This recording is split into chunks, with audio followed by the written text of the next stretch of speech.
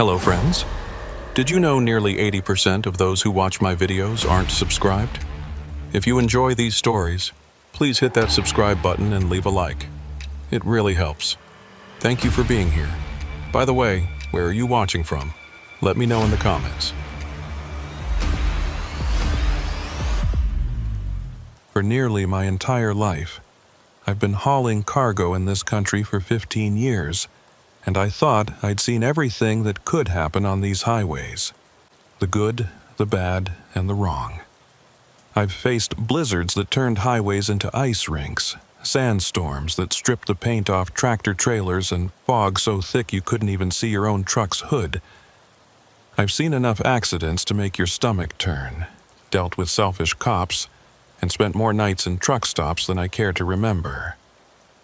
But nothing prepared me for what I experienced in the Mojave Desert in the summer of 2017. In that moment, darkness completely engulfs you, and the silence rings in your ears like a constant hum. It gnaws at your insides. This particular run started like any other. I was working for a mid-sized logistics company out of Riverside, California, hauling appliances mostly. Refrigerators, washing machines, dryers, the kind of stuff that people order online and expect to show up on their doorstep in perfect condition. It wasn't glamorous work, but it paid the bills, and in this economy, that was more than a lot of folks could say. The load I was carrying that night was headed for a distribution center just outside of Phoenix, Arizona.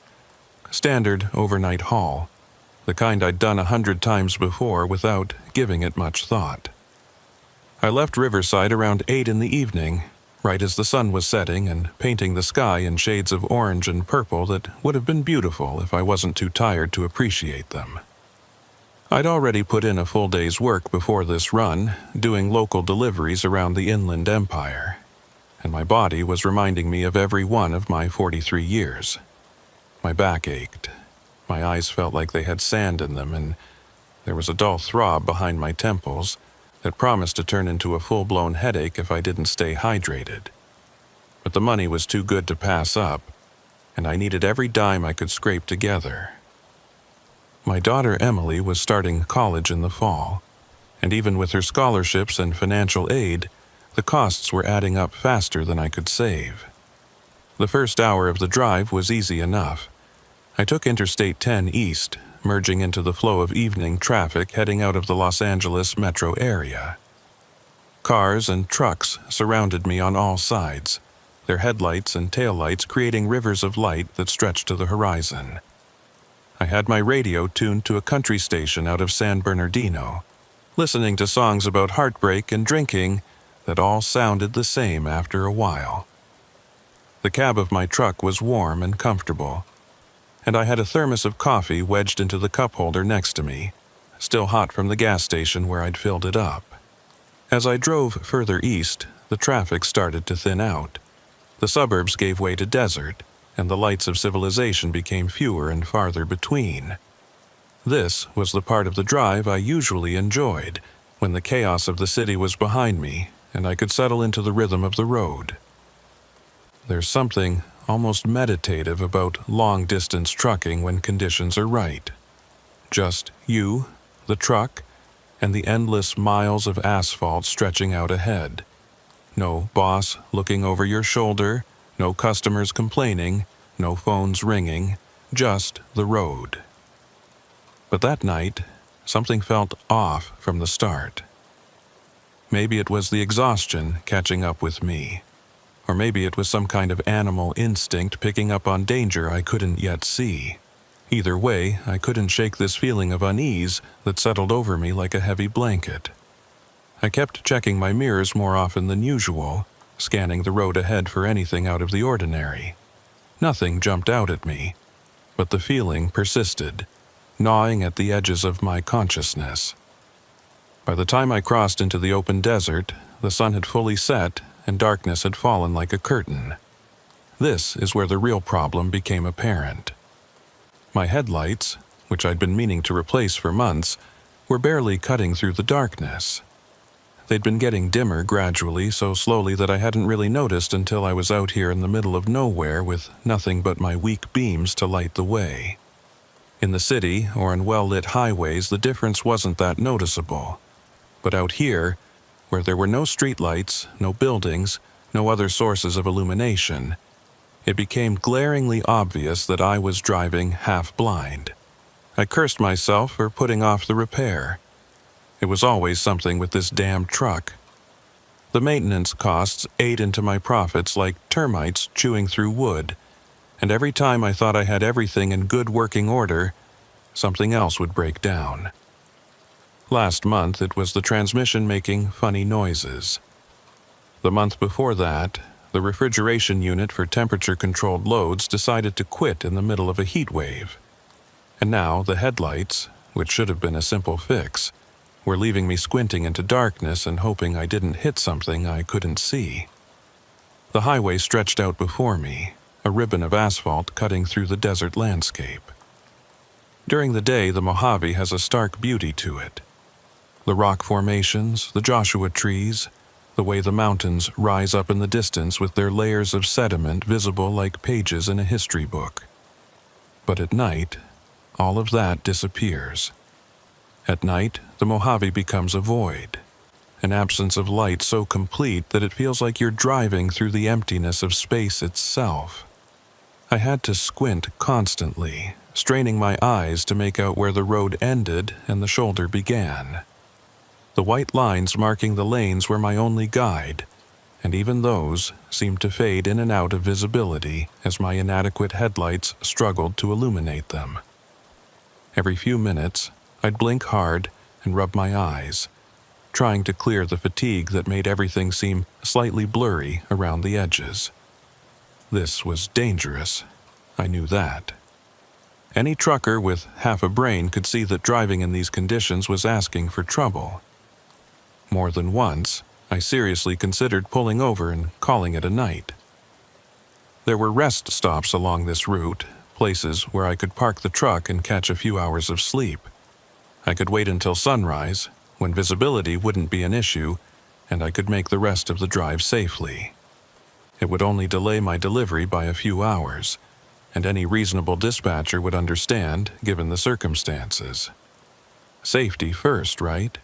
That's what they always told us in training. But I didn't pull over. I kept driving, and I've spent the last few years wondering if that was the biggest mistake of my life. The truth is, I needed the money too badly to waste time sitting around waiting for the sun to come up.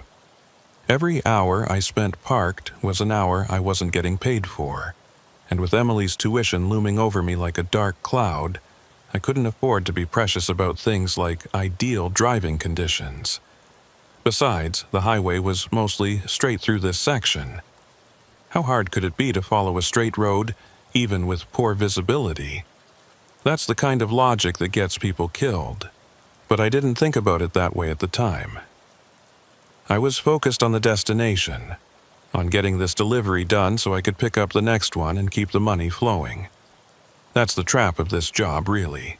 You're always thinking about the next load, the next paycheck, the next bill that needs paying.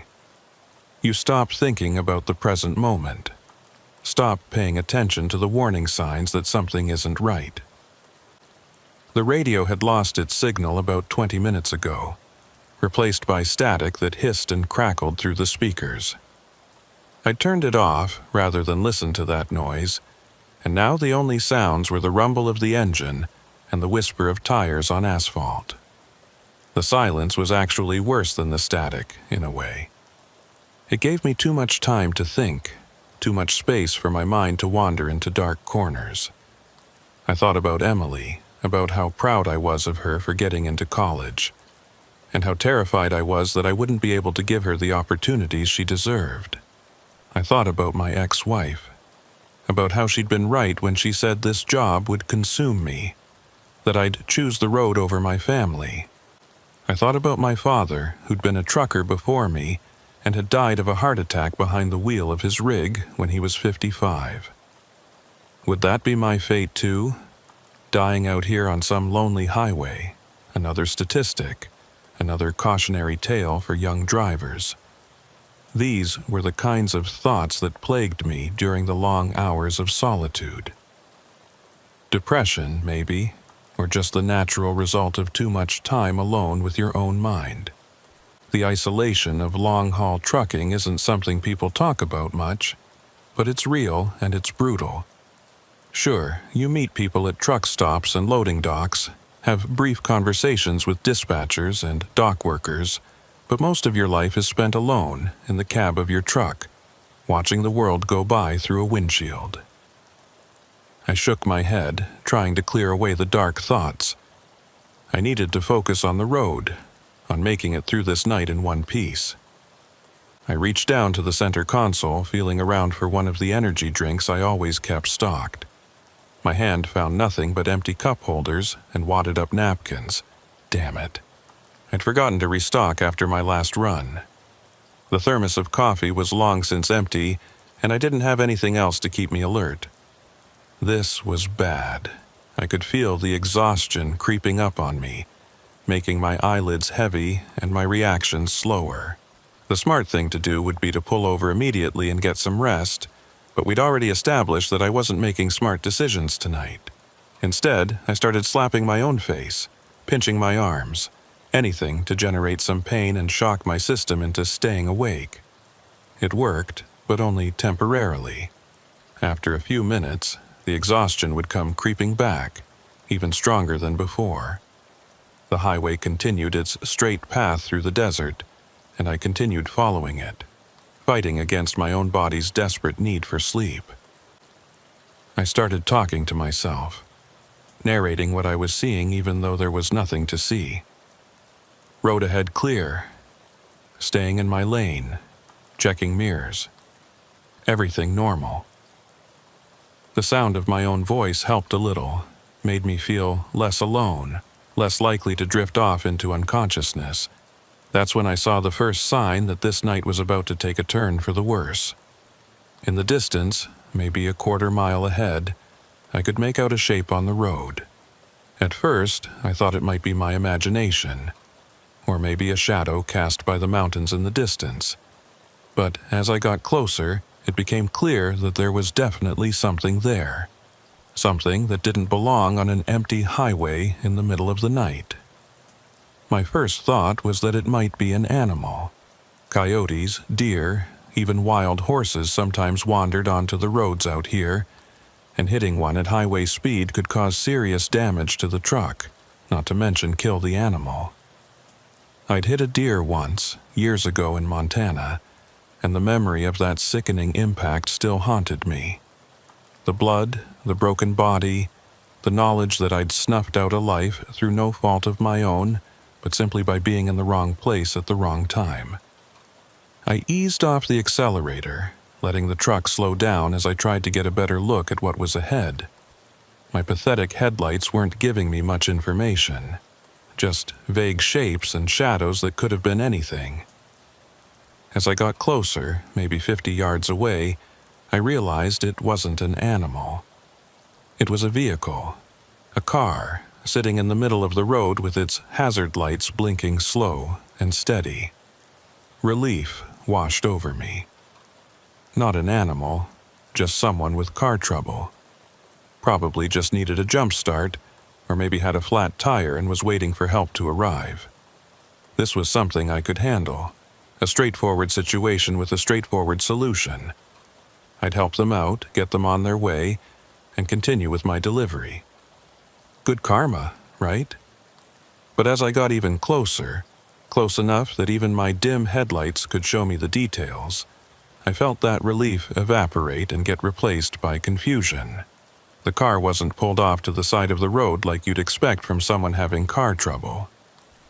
It was positioned right in the middle of the highway, straddling the double yellow line that divided the lanes. And the passenger door was hanging wide open, swinging slightly in what little breeze there was. I slowed down even more, my foot hovering over the brake pedal as my brain tried to make sense of what I was seeing. Why would someone park right in the middle of the road? Why was the door open? Where was the driver? The hazard lights continued their rhythmic blinking, and I could hear them now too. that steady tick-tick-tick sound cutting through the silence of the desert night.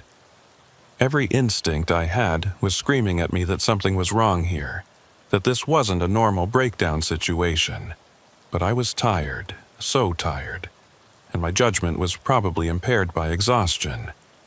Maybe there was a simple explanation. Maybe the driver had gotten disoriented, had some kind of medical emergency, parked where they did because they were confused or in pain. Maybe they'd wandered off looking for help, not thinking clearly.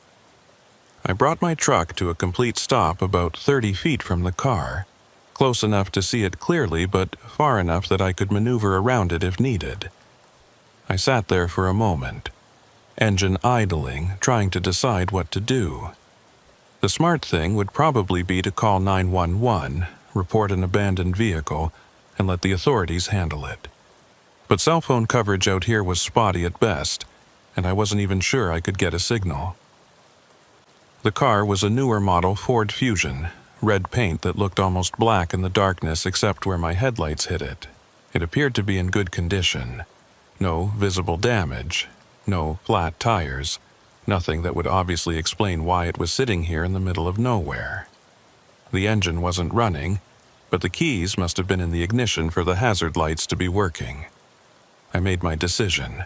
I'd check it out quickly, see if anyone needed help, and if I couldn't figure out what was going on, I'd drive to the next town and report it.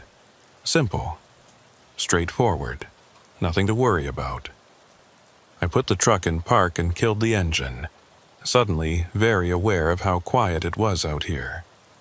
The silence was oppressive, heavy, broken only by that steady ticking of the hazard lights and the faint creaking of my truck as it cooled down. I grabbed my flashlight from the door pocket, tested it to make sure it worked, and opened my door. The desert air hit me immediately, warm and still.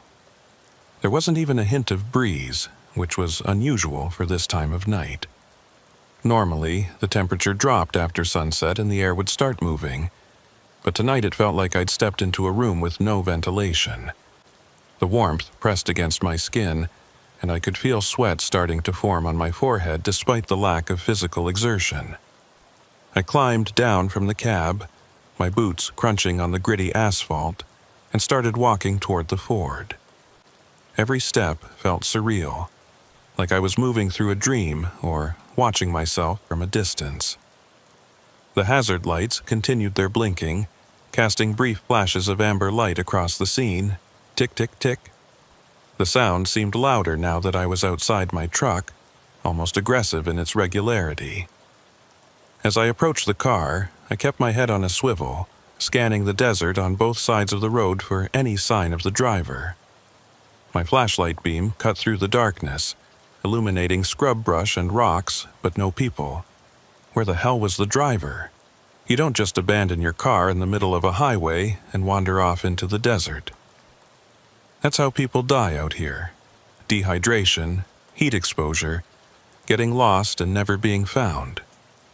The Mojave doesn't forgive mistakes. I reached the car and stopped at the open passenger door, shining my light inside. The interior was clean, almost pristine. The seats were leather, the dashboard free of clutter except for a phone mount attached to the air vent. There was a half-empty bottle of water in the cup holder and a phone charger plugged into the power port, but no phone attached to it. The keys were indeed in the ignition, turned to the accessories position to keep the hazards running, but with the engine off. I walked around to the driver's side, checking the back seat as I went. Empty. No one hiding, no one sleeping, no one unconscious. I opened the driver's door and leaned in, looking for any clues about who owned this car or where they might have gone. The glove compartment was closed, and I debated whether to open it.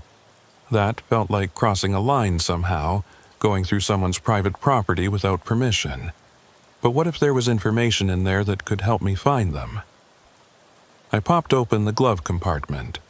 Inside was the usual stuff: registration, insurance card, owner's manual. I pulled out the registration and read it by flashlight. The car was registered to a Michael Patterson with an address in Henderson, Nevada. The registration was current, no red flags there. I put it back and closed the compartment, feeling like I'd invaded someone's privacy, but not sure what else I was supposed to do. I straightened up and looked around again, sweeping my flashlight beam across the desert in all directions. Nothing. No movement, no sounds except for those damn hazard lights ticking away. This was getting weirder by the minute, and I was starting to think I should just get back in my truck and call this in from the next town. But then I remembered the trunk. I hadn't checked the trunk yet. Maybe there was something in there that would explain this situation. Some piece of equipment or cargo that would make sense of why the car was abandoned like this. Or maybe, and this thought made my stomach clench, maybe there was someone in the trunk.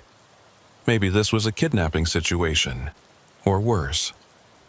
I walked back around to the rear of the car, my mind now racing through increasingly dark scenarios. Human trafficking was a real problem on these desert highways. People disappeared out here all the time, and not all of them were victims of the elements.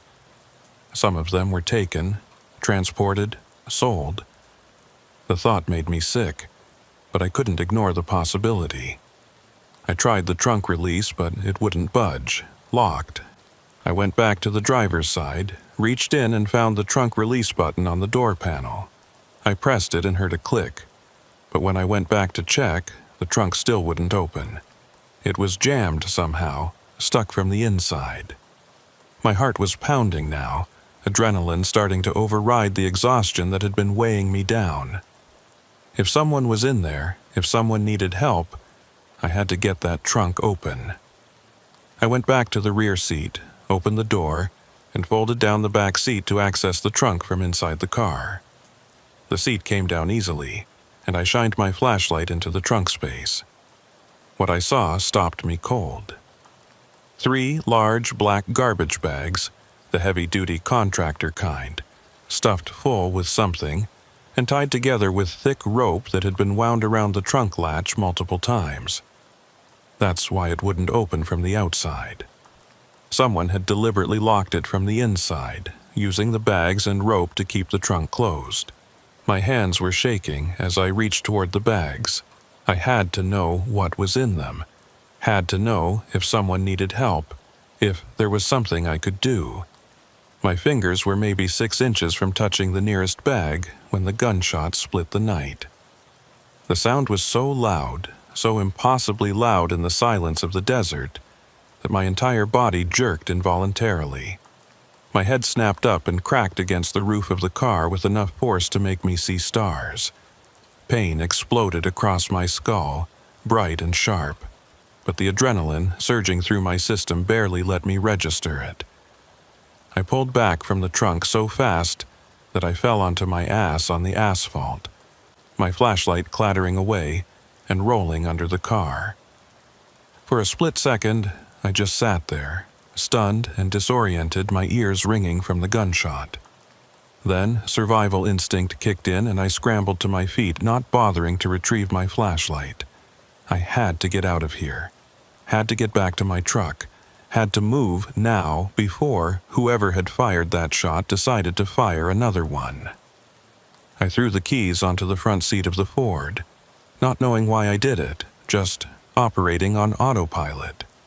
Then I turned and ran toward my semi, my boots slapping against the pavement, my breath coming in ragged gasps. Behind me, I could hear a voice, male and rough, shouting something I couldn't make out over the pounding of my heart and the blood rushing in my ears. The voice was distant but getting closer, moving fast. "Hey! Hey! Stop!" I didn't stop. Didn't slow down. Didn't look back. I reached my truck and practically threw myself up into the cab, my hands fumbling for the door handle to slam it shut. I twisted the key in the ignition and the engine turned over once, twice, then died. No, no, no, no, not now, not fucking now. "Come on, baby, come on," I muttered, turning the key again. The engine coughed, sputtered, and finally roared to life. I'd never been so happy to hear that sound in my entire life. I threw the truck into gear, my hand shaking so badly I almost knocked the shifter out of position. That's when I saw him. He was standing at the trunk of the Ford, illuminated by my headlights as I started to pull out. A short man, maybe 5'6", with a stocky build that suggested physical labor. Red hair, the color of rust, sticking out from under a faded baseball cap. He was wearing denim overalls over a dirty white t-shirt and brown work boots that came up to mid-shin. In his left hand he held a small camping shovel, the kind with a folding handle. In his right hand, held loosely at his side, was a hunting rifle. It looked old, maybe a lever-action Winchester or something similar, with a worn wooden stock. Our eyes met across the distance between us, and what I saw in his face wasn't what I expected. He didn't look angry or threatening or crazy. He looked worried. Genuinely, deeply worried. His eyes were wide, his mouth was slightly open, and his whole expression was one of almost desperate concern. Like I was the one doing something wrong, like I was the threat he needed to deal with.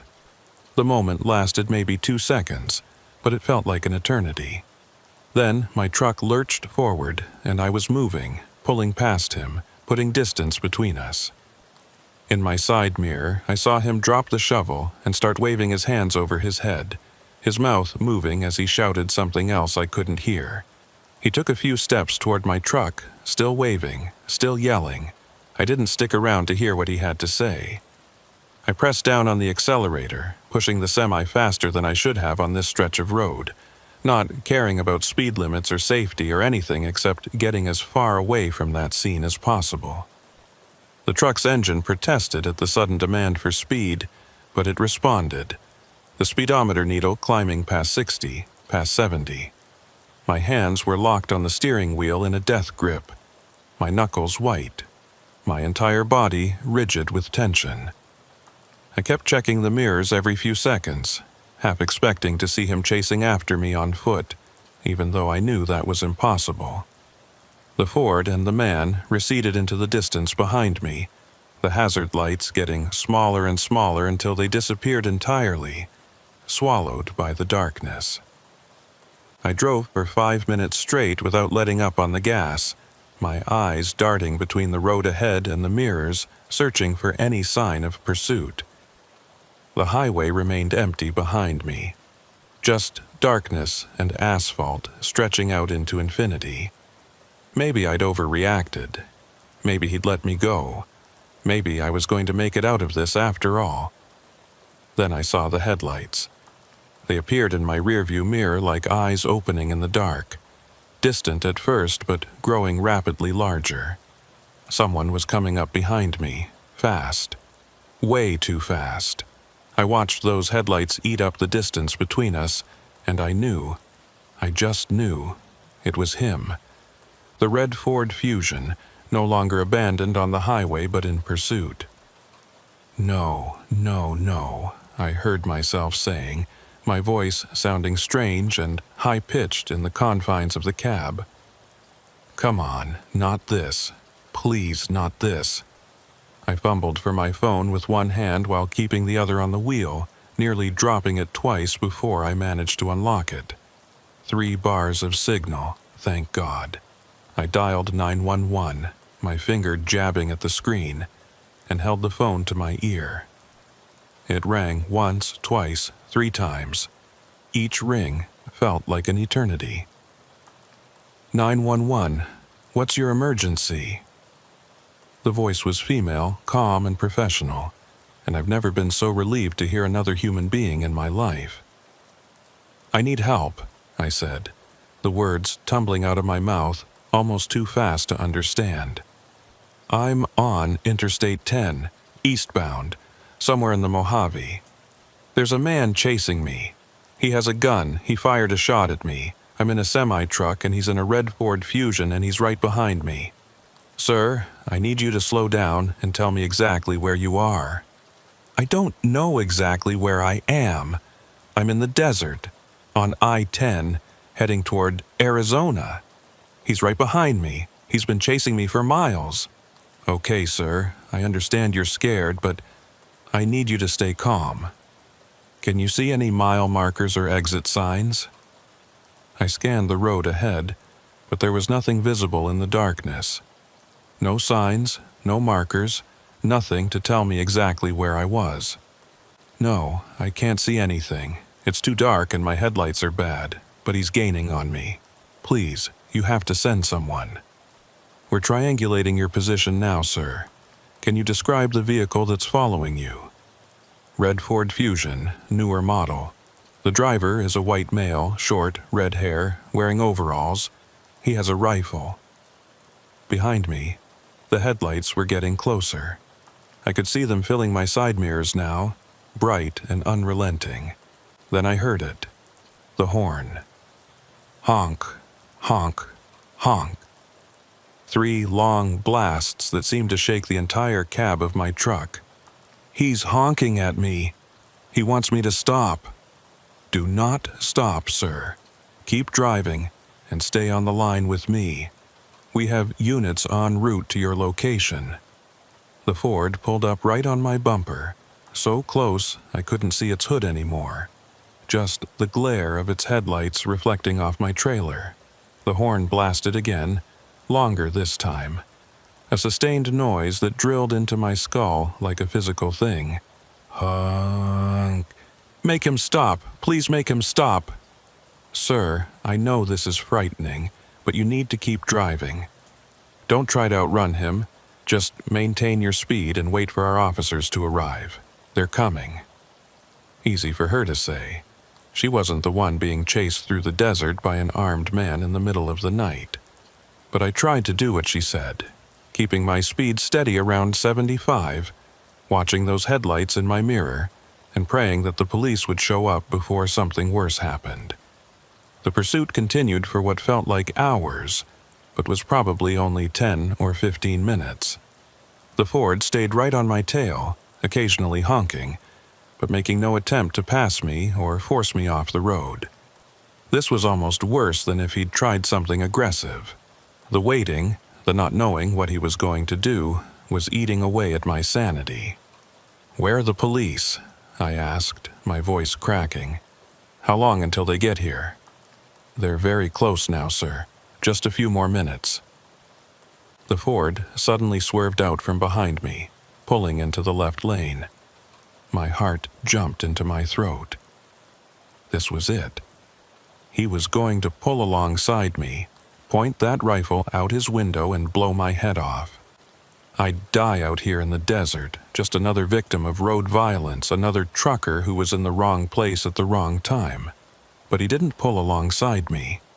Instead, he accelerated hard and shot past my truck, cutting back into my lane with maybe 10 feet to spare. Then he hit his brakes hard. I saw the brake lights flare bright red, saw the Ford decelerating rapidly right in front of me, and I had maybe 2 seconds to react. I slammed on my own brakes, feeling the entire truck shudder and protest as the tires fought for grip on the asphalt. The anti-lock system kicked in, causing the brake pedal to pulse under my foot. The gap between my front bumper and his rear bumper shrank rapidly. 50 feet, 30 feet, 20, I was going to hit him. There was no way to stop in time. The weight of the trailer was pushing me forward, momentum demanding that we make contact. I braced myself for the impact, my teeth clenched, my hands locked on the wheel. 10 feet, 5 feet. Then I saw them, flashing red and blue lights ahead, coming toward us from the opposite direction. A police car, or maybe 2, I couldn't tell in my panic. The most beautiful sight I'd ever seen. The Ford's brake lights went out. He punched the accelerator and swerved hard to the right, leaving the highway entirely and bouncing off into the desert. I watched in my mirror as he disappeared into the darkness, his taillights visible for a few seconds before the terrain hid him from view. He was gone. I eased off the brakes and brought the truck to a gradual stop on the shoulder, my entire body shaking so badly I could barely control my limbs. The police car that had been approaching crossed the median and pulled up behind me, its lights still flashing. A second car appeared from the direction I'd been heading and pulled up in front of me, boxing me in. Sir, are you there?" The 911 operator was still on the line, her voice tinny through the phone speaker. "Yeah," I managed to croak out.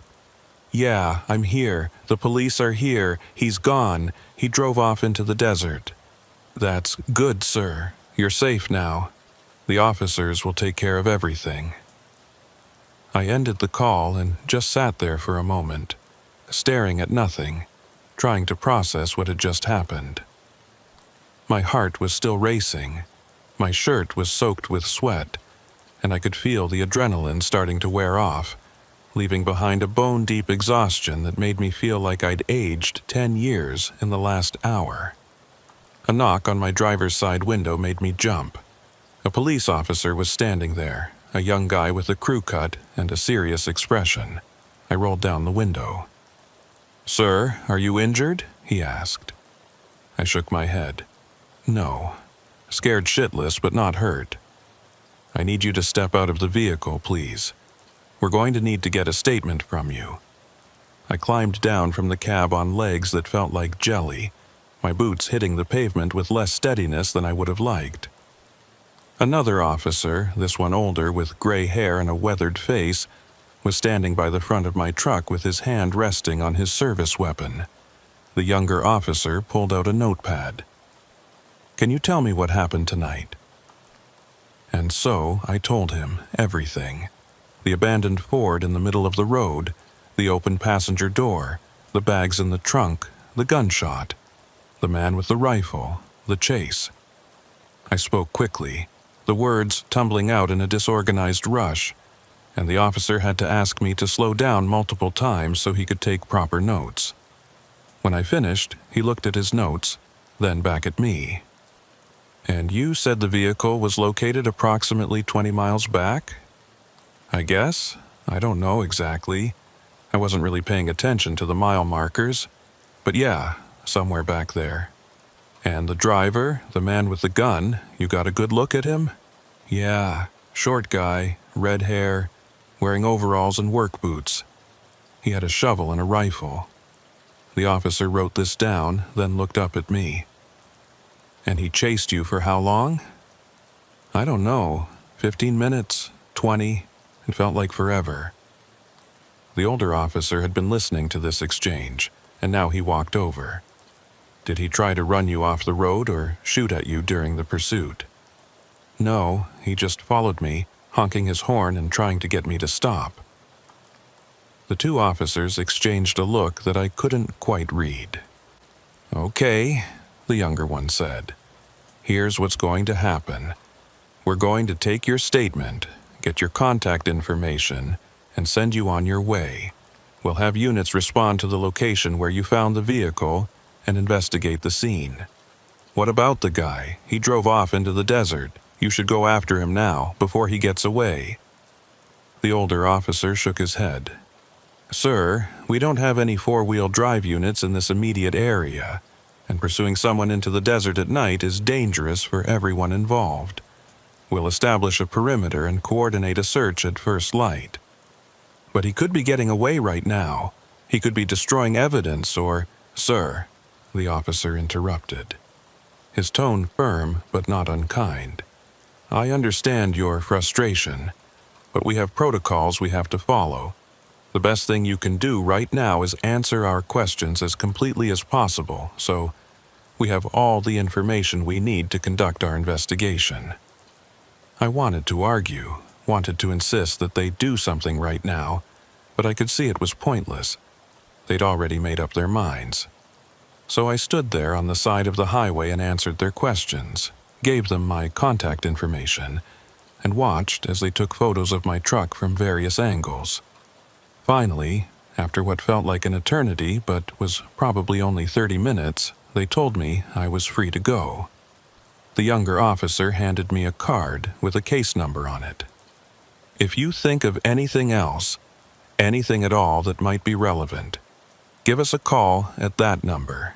Someone will be in touch if we need any additional information." I took the card and nodded, too tired to say anything else. I climbed back into my truck, started the engine, and pulled back onto the highway. In my rearview mirror, I watched the police lights grow smaller and smaller until they disappeared entirely. The rest of the drive to Phoenix was a blur. I was operating on pure autopilot, my body going through the motions while my mind was still back there on that dark stretch of highway, trying to make sense of what had happened. Who was that man? What was in those bags?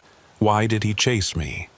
The questions went around and around in my head, like a hamster on a wheel, never reaching any satisfying conclusions.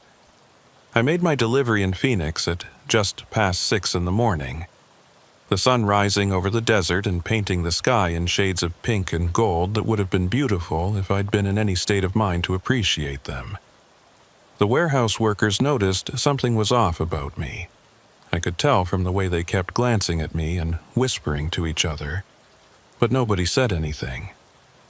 They just unloaded my trailer, had me sign the paperwork, and sent me on my way. I should have found a motel and gotten some sleep. That would have been the smart, responsible thing to do. But I couldn't face the thought of lying in a dark room with nothing but my thoughts for company. So instead, I headed to a truck stop on the outskirts of the city. I needed to be around people, needed the noise and activity to drown out the memories of the previous night. The truck stop was one of those big ones that caters to long-haul drivers, with a full restaurant, showers, a small convenience store, and rows of parking spaces for semis. I pulled into a spot, killed the engine, and just sat there for a while staring at nothing. My phone rang. The dispatcher. I'd completely forgotten to check in after making my delivery. "Hey Frank, got your signature on the Phoenix delivery. Everything go okay?" "Yeah, fine. All good." "You sound like hell. You feeling all right?" I almost told him everything right then. Almost unloaded the whole crazy story about the abandoned car and the man with the rifle and the chase through the desert. But something stopped me. Maybe it was the fear that he wouldn't believe me, or that he'd think I was losing my mind, or that he'd decide I was too much of a liability and let me go. "Just tired," I said instead. "Long night. Well, get some rest. I've got another load for you tomorrow afternoon, picking up in Tucson and heading to San Diego. Easy run, good money." "Sounds good. I'll be ready." I ended the call and climbed out of the truck. My legs were stiff from hours of sitting, and I had to hold on to the door for a moment while the blood flow returned to normal. Once I was steady, I made my way into the truck stop, the automatic doors sliding open with a pneumatic hiss.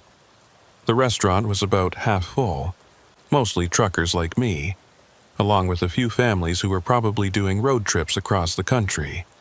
The smell of coffee and bacon and pancakes hit me as soon as I walked in, and I realized I was starving. I hadn't eaten anything since yesterday afternoon, before I'd started the run that had turned into a nightmare. I found a booth in the corner and slid into it, positioning myself so I could see the door. I didn't want anyone sneaking up on me. Didn't want to be surprised. A waitress appeared almost immediately, a middle-aged woman with tired eyes and a professional smile. "Coffee?" she asked, already pulling a pot from behind her back. "Please, and I'll take the biggest breakfast you have." She poured the coffee, took my order, and disappeared back toward the kitchen. I wrapped my hands around the mug, absorbing its warmth, and took a sip. It was terrible coffee, burned and bitter, but I didn't care. It was hot and it had caffeine, and that was all that mattered. I pulled out my phone and did something I probably shouldn't have. I searched for news about incidents on Interstate 10 in the Mojave Desert. I wasn't sure what I expected to find. Maybe a story about the abandoned car, or about the man with the rifle. Something that would validate what I'd experienced and prove it wasn't just some exhaustion-induced hallucination. But there was nothing. No news stories, no alerts, nothing. It was like the whole thing had never happened. I expanded my search, looking for any mentions of Michael Patterson from Henderson, Nevada, the name on the car's registration. Still, nothing relevant came up, just some social media profiles that might or might not have been the same person. The waitress returned with my food, a massive plate piled high with eggs, bacon, sausage, hash browns, and pancakes. I thanked her and dug in, not tasting anything, just shoveling food into my mouth mechanically. I needed the calories, needed the fuel to keep functioning. As I ate, I thought about calling Emily. I wanted to hear my daughter's voice, wanted that connection to normalcy and safety in the life I'd built. But it was still early, and she'd be asleep. And what would I even say to her?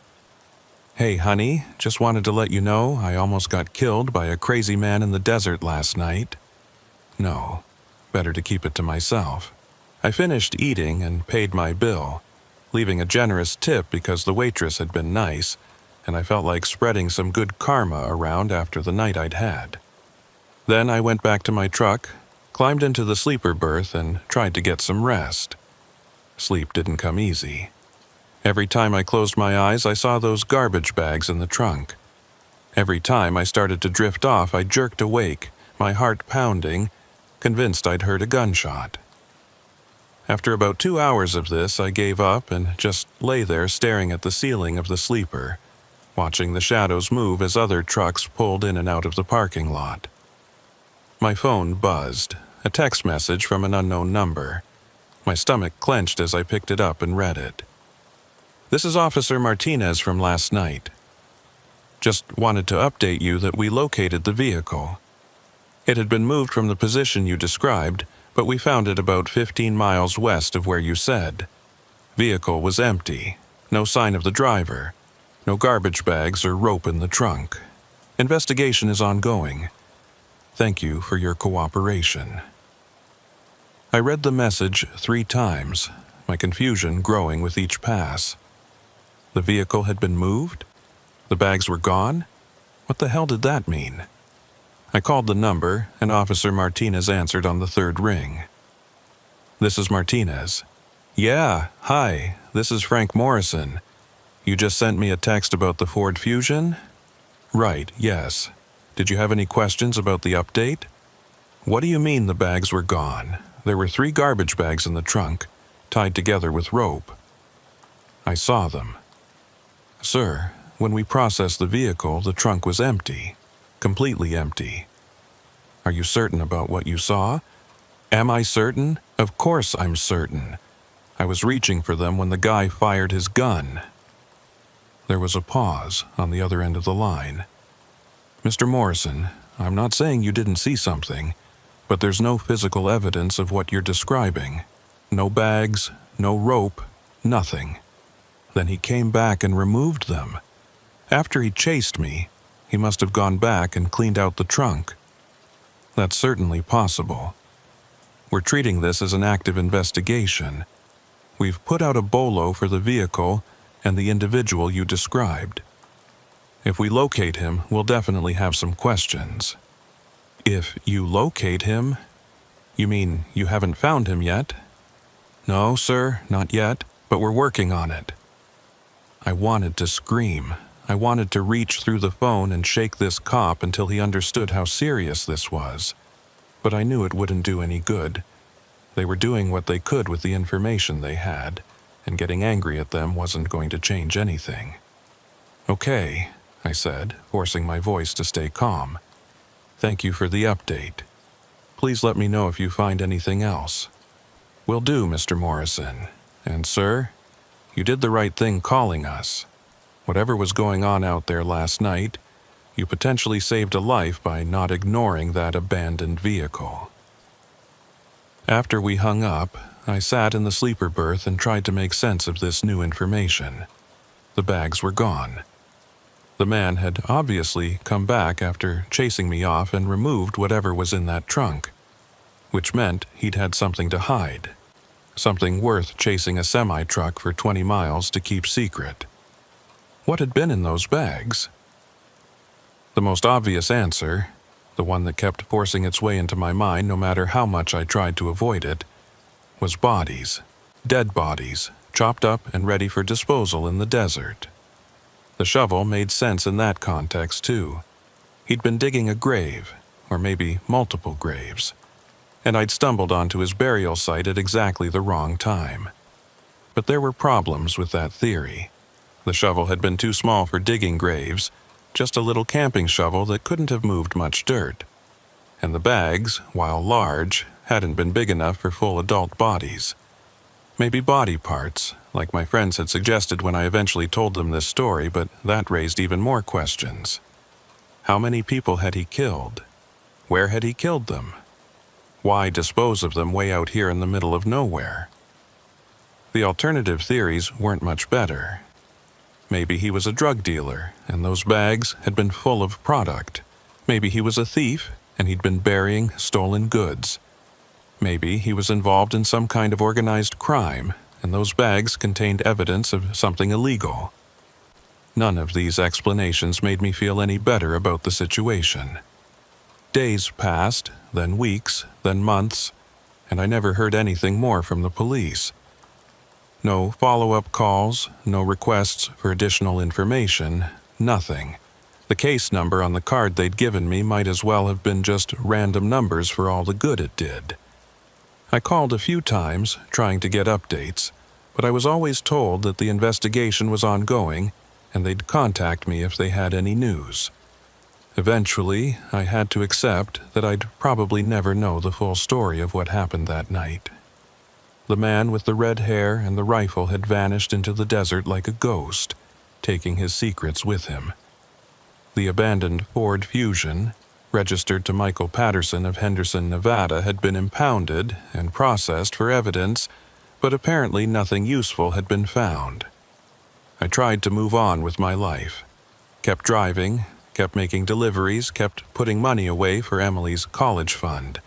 But something had changed in me that night. I found myself becoming paranoid while driving, especially through desert areas, and especially at night. Every abandoned vehicle I passed made my heart rate spike. Every car that followed me for more than a few miles made me think of those headlights in my rearview mirror and that relentless horn honking. I started carrying a gun in my truck, a .357 revolver that I kept in the door pocket within easy reach. I told myself it was for protection, that after what I'd been through it only made sense to be prepared. But deep down, I knew it was more about feeling in control, about having some way to fight back if I ever found myself in a situation like that again. My buddies at the truck stops couldn't believe the story when I finally worked up the nerve to tell it. Most of them thought I was exaggerating, that the exhaustion and the bad lighting had made me imagine things being worse than they actually were. A few believed me, and they had their own theories about what had been in those bags. Bodies, drugs, money, stolen goods. Everyone had an opinion, but nobody could say for certain. "You know what I think?" my friend Dale said one night over beers at a truck stop in New Mexico. Dale was an old-timer, been driving since before I was born, and he'd seen and heard just about everything. "I think you interrupted something you weren't supposed to see. And that guy, whoever he was, he panicked. That's why he chased you. He needed to know if you'd seen anything, if you're going to be a problem for him. So why didn't he try harder to stop me? Why not try to run me off the road or shoot out my tires or something?" Dale shrugged. Maybe he realized that would just make things worse. Killing a trucker on a major highway, that's going to bring a lot of heat. Better to scare you off and hope you don't talk than go back and clean up the evidence. Well, it worked. The evidence is gone and he's free. For now, Dale said. But guys like that, they always slip up eventually. They get cocky, they make mistakes. Maybe he's already been caught for something else. Maybe he's in prison right now and doesn't even know you're still thinking about him. I wanted to believe that. I really did. But something told me Dale was wrong. That the man with the red hair and the rifle was still out there somewhere, doing whatever it was he'd been doing that night. And maybe one day some other trucker would stumble onto one of his burial sites and have to make the same choice I made. Run away and hope for the best, or try to help and risk becoming another victim. 3 years have passed since that night in the Mojave Desert. 3 years of driving the same highways, passing through the same areas, and always watching for a red Ford Fusion with a short man with red hair behind the wheel. 3 years of wondering what was in those garbage bags and whether I could have done something different, something that might have led to answers instead of more questions. Emily finished her first year of college with a 3.8 GPA and made the dean's list. She's talking about going to law school now, wants to be a prosecutor and put criminals behind bars. I'm proud of her, prouder than I can put into words. But every time she talks about her career plans, I think about that night and wonder if the man who chased me will ever face prosecution for whatever he was doing out there in the dark. I still drive trucks for a living, still haul freight across the country, still spend more nights in the cab of my semi than I do in my apartment. But I've made some changes to how I operate. I replaced those dim headlights immediately after that night, upgraded to the brightest LED lights I could find. I keep my truck meticulously maintained now, never putting off repairs or service. I don't drive when I'm exhausted anymore, no matter how much money might be on the line. And I never, ever stop to investigate abandoned vehicles. That last one is important. I've passed maybe a dozen abandoned cars in the years since that night, and every single time I've driven right by and called it in from the next town or rest stop. I don't care if someone needs help. I don't care if it looks suspicious. I don't care if I might be the difference between life and death for someone. I learned my lesson about playing hero, about thinking I could handle whatever situation I might encounter out there in the lonely places. Some people might call that cowardice. They might say I have a moral obligation to help people in distress, that turning my back on someone who might need assistance makes me no better than the criminals I'm afraid of. Maybe they're right. I've thought about it a lot, turned it over in my mind during those long hours behind the wheel, and I still don't have a good answer. All I know is that I have a daughter who needs me around, and I can't help anyone if I'm dead or missing. The police never contacted me again after that initial update about finding the car empty. I called every few months for the first year, asking if there had been any progress on the investigation. But I always got the same answer. The case was still open, but there were no new leads. Eventually, I stopped calling. There didn't seem to be any point. I did my own research when I could, searching online for any news stories that might be connected to what I'd seen. Missing persons reports from Henderson, Nevada, unsolved murders in the Southwest, any crimes involving red Ford Fusions or short men with red hair. I found plenty of cases that could potentially be related, but nothing that was a clear match. The desert keeps its secrets, and the people who know how to use it can disappear as completely as if they'd never existed. One theory that I keep coming back to, the one that lets me sleep at night, is that maybe it wasn't bodies in those bags. Maybe it was something else, something illegal but not actively violent. Drug money, maybe, or contraband of some kind. The man could have been a courier or a dealer, burying his product or his profits out in the desert where nobody would find them. That would explain why he chased me, why he was so desperate to keep me from seeing what was in the trunk. It would also explain why he didn't try harder to actually hurt me. He just needed to scare me off and buy himself time to clean up. It's not a perfect theory.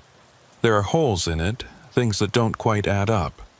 But it's better than the alternative, which is that I witnessed the beginning or the end of someone's murder and did nothing to stop it or bring the killer to justice.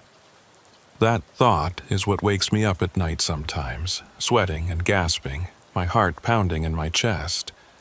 The thought that somewhere out there, maybe buried in the Mojave Desert or maybe disposed of in some other way, there's a body or bodies that nobody has found because I ran away instead of staying to investigate.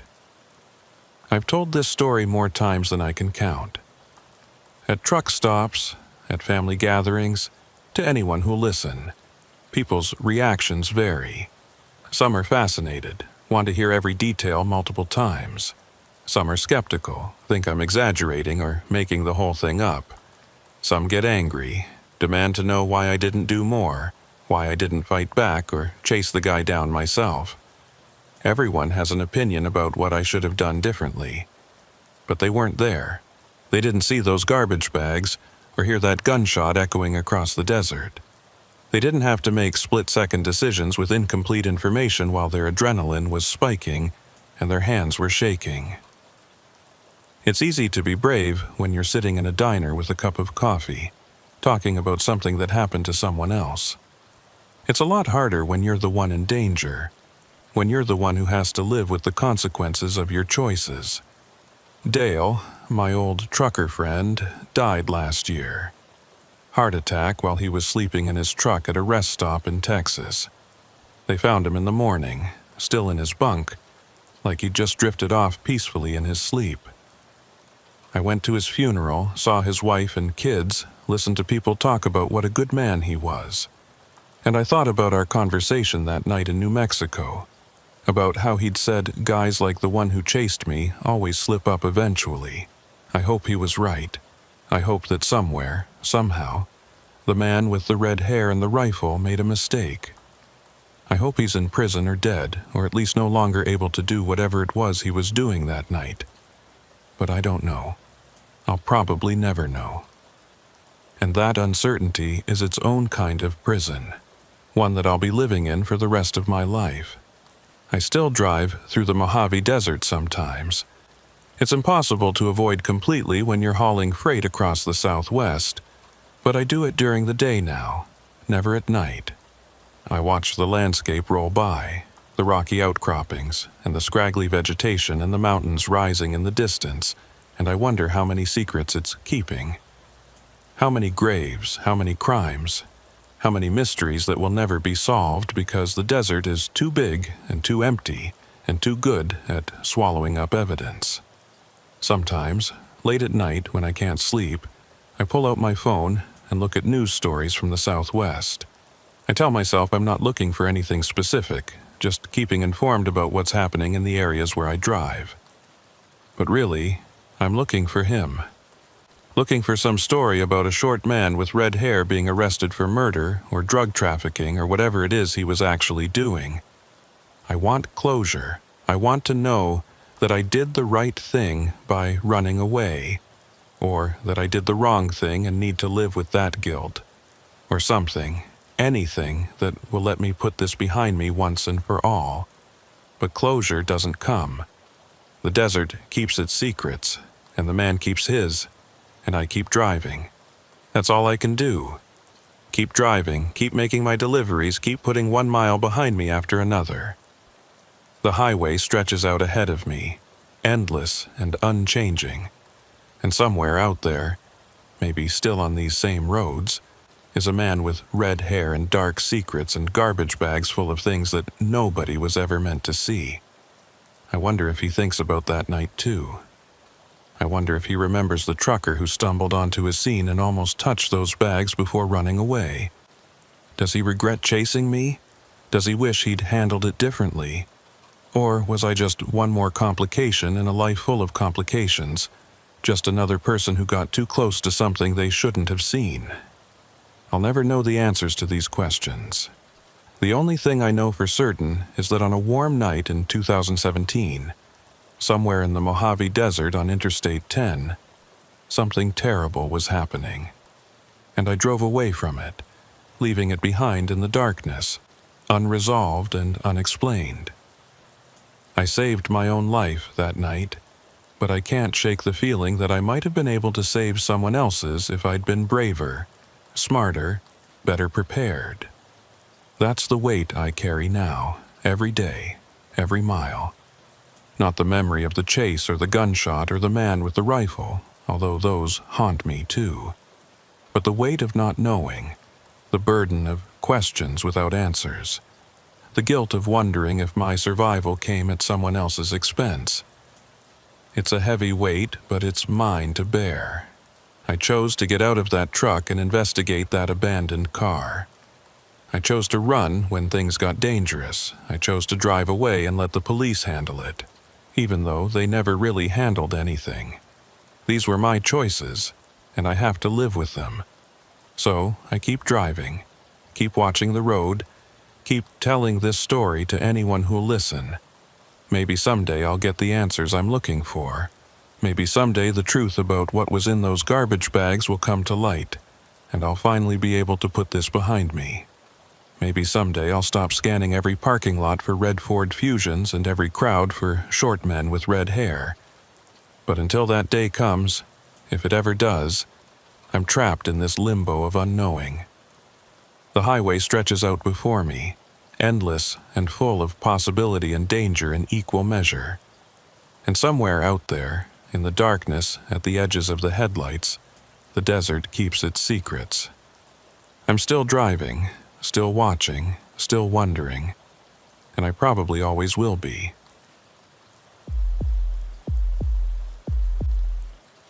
I'm on the younger side for this industry, only been trucking for a little over 2 years, and people love to remind me of that fact. My Uncle Rick, my dispatcher Tommy, even the guys at the loading docks, they all have this way of looking at me like I'm some kid playing dress-up in a grown man's job. Maybe they're right. Maybe I should have stayed in school, finished my degree at Penn State, gotten some white-collar job that my parents could brag about at neighborhood barbecues. But life doesn't always work out the way you plan it, and sometimes the detours you take end up defining who you become. I dropped out halfway through my junior year. The official reason I gave everyone was financial, that the loans were piling up, and I couldn't justify the debt for a degree I wasn't even sure I wanted. That was part of it, sure, but the real reason was that I'd had a breakdown of sorts. The pressure, the expectations, the constant feeling that I was running on a treadmill that kept speeding up no matter how fast I ran, it all became too much. I started having panic attacks in class, couldn't sleep, couldn't eat, couldn't function, so I left, much to the disappointment of pretty much everyone who knew me. Trucking seemed like a good escape. It was honest work, decent pay, and most importantly, it was about as far from the academic pressure cooker as I could get. Nobody out here cared about my GPA or my test scores or my potential. They cared about whether I could deliver the load on time and in one piece. Simple, clear, achievable. The job itself turned out to be more complicated than I expected, though. Not the driving part, that was actually the easy part. It was the isolation that got to me. All those hours alone in the cab with nothing but my thoughts for company, that's when the demons I'd been running from would catch up with me. The self-doubt, the fear that I'd made a huge mistake, the nagging voice in my head that sounded suspiciously like my father telling me I was wasting my potential. You can't outrun your own mind. I learned that pretty quickly.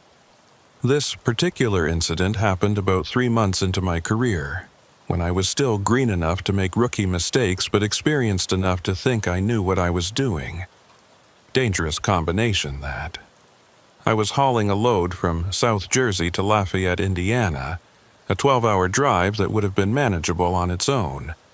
But I just completed an 8-hour run from Connecticut to Jersey, and instead of taking a break like a sane person would have, I decided to chain the 2 deliveries together. Get them both done, maximize my efficiency, impress the dispatcher with my work ethic. Classic overachiever behavior, the same kind of thinking that had led to my breakdown in college, but I wasn't self-aware enough to see the pattern yet. I left the warehouse in South Jersey around 8 in the evening, just as the sun was setting, and the mosquitoes were coming out in force. The load was nothing special, just standard freight, boxes of manufactured goods that needed to get from point A to point B. The truck was running well. I had a full tank of diesel, and the weather forecast was clear. Everything was pointing toward an easy, uneventful night of driving. The first few hours were fine. I took I-78 west through Pennsylvania, watching the landscape transition from suburban sprawl to farmland to the rolling hills of the Appalachians. I had my playlist going, a mix of indie rock and hip-hop that kept me energized, and I was making good time. The traffic was light, mostly other truckers and a few cars with out-of-state plates, probably people heading to visit family or starting road trips. As I crossed into Ohio, though, I started to feel the fatigue creeping in. It started subtly, just a slight heaviness in my eyelids, a need to blink a bit more often than usual. I ignored it at first, figured I could power through. But by the time I reached the middle of Ohio, somewhere around Columbus, it was getting harder to ignore. My vision would blur slightly if I stared at the road for too long. My reactions felt sluggish. Most concerning, I caught myself nodding off twice, jerking awake with my heart pounding as I realized I'd lost a few seconds of consciousness. This was dangerous. I knew it was dangerous. But I was so close to my destination, relatively speaking, and the thought of pulling over and losing time was almost physically painful. I needed to complete this run. I needed to prove to myself and everyone else that I could handle this job, that I hadn't made a mistake by leaving school and becoming a trucker. I reached down to the center console, feeling around for one of the energy drinks I usually kept stocked there. My fingers found nothing but empty cup holders and some crumpled receipts. Shit. I'd forgotten to restock after my previous run. No Red Bull, no Monster, no 5-hour energy, nothing. I was running on fumes, literally and figuratively, with no chemical assistance available. "Okay," I said out loud to myself, my voice sounding strange in the quiet of the cab. "Okay, you need to stop. Find a gas station, get some caffeine, maybe stretch your legs. You can't keep going like this." It was the right decision, the smart decision, the only decision that made any sense. But even as I was saying it, I knew I wasn't going to do it. There was this stubborn part of me, this self-destructive streak that had been with me all my life, that refused to admit weakness or limitation. The same part that had pushed me to take 18 credit hours while working 2 part-time jobs in college. The same part that had kept me studying until 3 in the morning, even when my brain was fried and I couldn't retain any more information. That part of me was in control now, and it was saying, "You can make it. Just push a little harder, just a little further." I should have listened to the rational voice. I should have pulled over, but I didn't. Instead, I started employing the usual tricks truckers use to stay awake. I rolled down the windows, letting the cool night air blast into the cab. I turned up the music, letting the bass thump through the speakers at a volume that was probably damaging my hearing. I started slapping myself lightly on the face, pinching my arms, anything to generate some stimulation and keep my nervous system engaged. It helped, but only temporarily. After a while, the cool air just felt normal. The music faded into background noise. The slapping and pinching lost their effectiveness. I was fighting a losing battle against my body's need for sleep, and deep down, I knew it. That's when I remembered the smelling salts. My Uncle Rick, who'd gotten me into this business in the first place, had given me a small bottle of them during my first week on the job. "Emergency use only," he'd told me. "If you're really in a bind and you need to stay awake for just a little bit longer. But don't make it a habit. That shit's not good for you if you use it too much." I'd kept the bottle in the glove compartment and had only used it once before, late one night when I'd been fighting to stay awake on a run through Wyoming. The effect had been immediate and intense, like getting punched in the face by pure consciousness. My eyes had watered, my nose had burned, and I'd been wide awake for the next hour at least. I reached over and popped open the glove compartment, fishing around until I found the small glass bottle. I unscrewed the cap and held it up to my nose, taking a big whiff of the ammonia-based crystals inside. The effect was instantaneous. My head snapped back, my eyes watered, and I felt like someone had just dumped a bucket of ice water over my head. My sinuses burned, my throat constricted, and for a few seconds I couldn't breathe properly. But then the sensation passed, and I was awake. Really, truly awake. More alert than I'd been in hours. "Okay," I said, screwing the cap back on and tossing the bottle back into the glove compartment. "Okay, that's better. That'll work." I kept driving, the miles ticking by on the odometer, the highway stretching out endlessly before me. The smelling salts had bought me some time, but I knew the effect wouldn't last forever. Maybe an hour, maybe less. I'd have to make a decision soon about whether to stop or keep pushing through. The highway was nearly empty at this point. It was past midnight, that dead zone between late night and early morning when most people are asleep and the world feels abandoned. I passed a few other trucks, their running lights visible in the distance, but otherwise I had the road to myself. It was peaceful in a way, but also unsettling. The isolation, the darkness, the sense that I was the only person awake in the entire state of Ohio. That's when I noticed the exit sign for a service area coming up in about 2 miles. Perfect timing. I could stop there, grab an energy drink from the vending machines, maybe use the restroom and be back on the road in 10 minutes. Quick and efficient, minimal time wasted. I put on my turn signal, even though there was nobody around to see it, and started to ease the truck toward the right lane. But as I got closer to the exit, something looked off. The lights that usually marked service areas weren't visible. In fact, I couldn't see any lights at all, just darkness beyond the exit ramp. I almost kept going, almost decided to skip this stop and wait for the next service area. But the need for caffeine and a bathroom break was becoming urgent, and I figured even if the place was closed, there might still be vending machines outside that worked. So I took the exit, following the ramp as it curved away from the highway and toward what should have been a rest stop. What I found instead was something different. The buildings were there. I could make them out in the darkness, but they were clearly abandoned. No lights, no cars in the parking lot, no signs of life whatsoever. The main building looked like it had once been a gas station and convenience store combo, but the pumps had been removed and the windows were dark. Next to it was a smaller building, maybe an old fast food place, also dark and abandoned. I should have turned around right then, should have gotten back on the highway and driven to the next exit. But I was here already, and surely there had to be something useful at this location. Maybe a working vending machine, or at least a place to park for a few minutes while I gathered myself. I pulled the truck into the empty parking lot and killed the engine. The sudden silence was almost deafening after hours of road noise and music.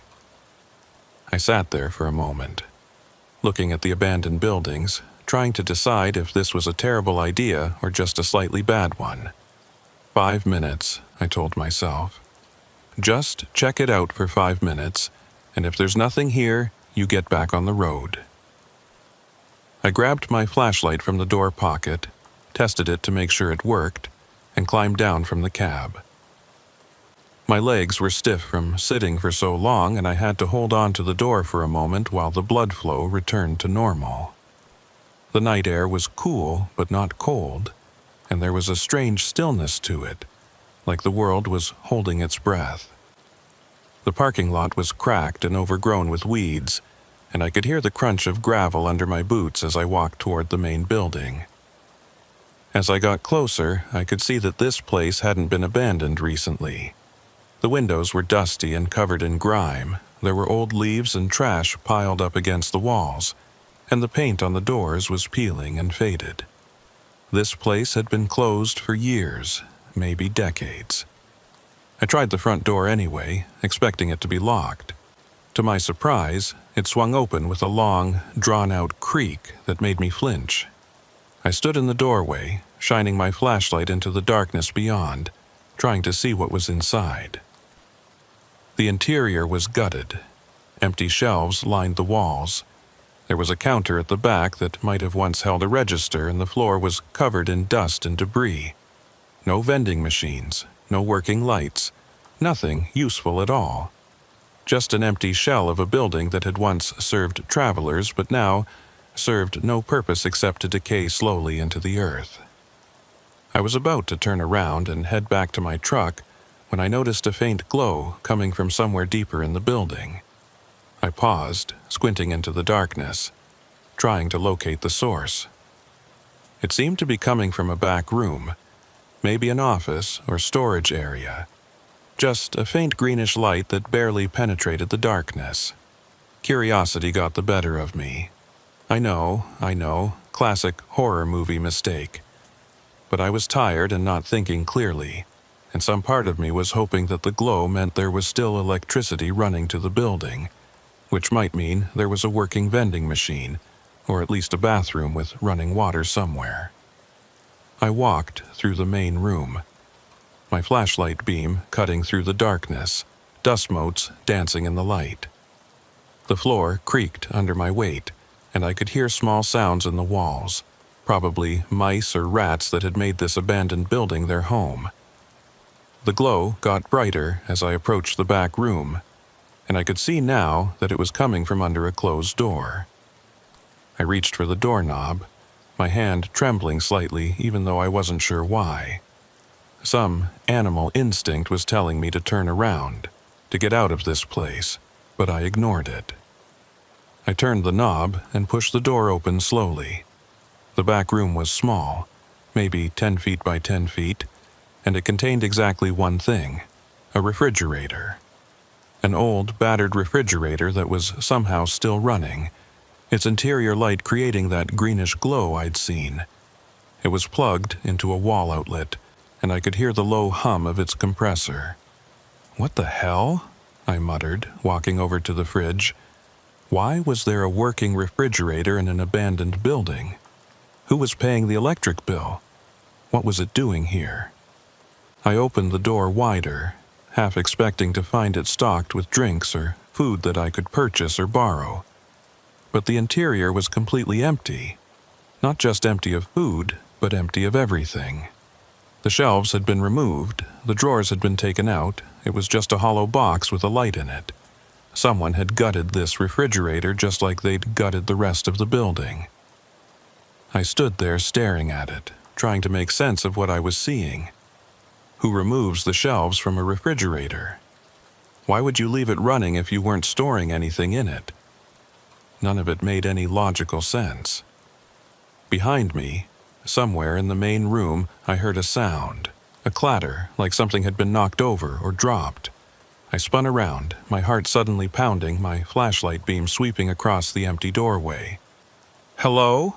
I called out, my voice sounding thin and uncertain. "Is someone there?" No response.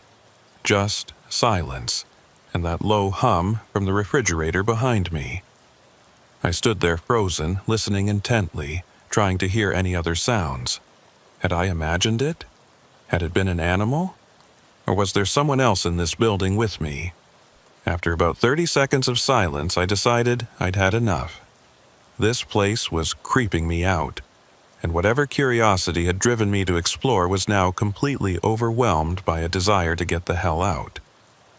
I closed the refrigerator door, turned around, and walked quickly back through the main room toward the exit. I was maybe halfway to the door when I heard the sound again, louder this time. Definitely not my imagination. Definitely not an animal. It sounded like something heavy being dragged across the floor, or maybe furniture being moved, and it was coming from somewhere near the entrance.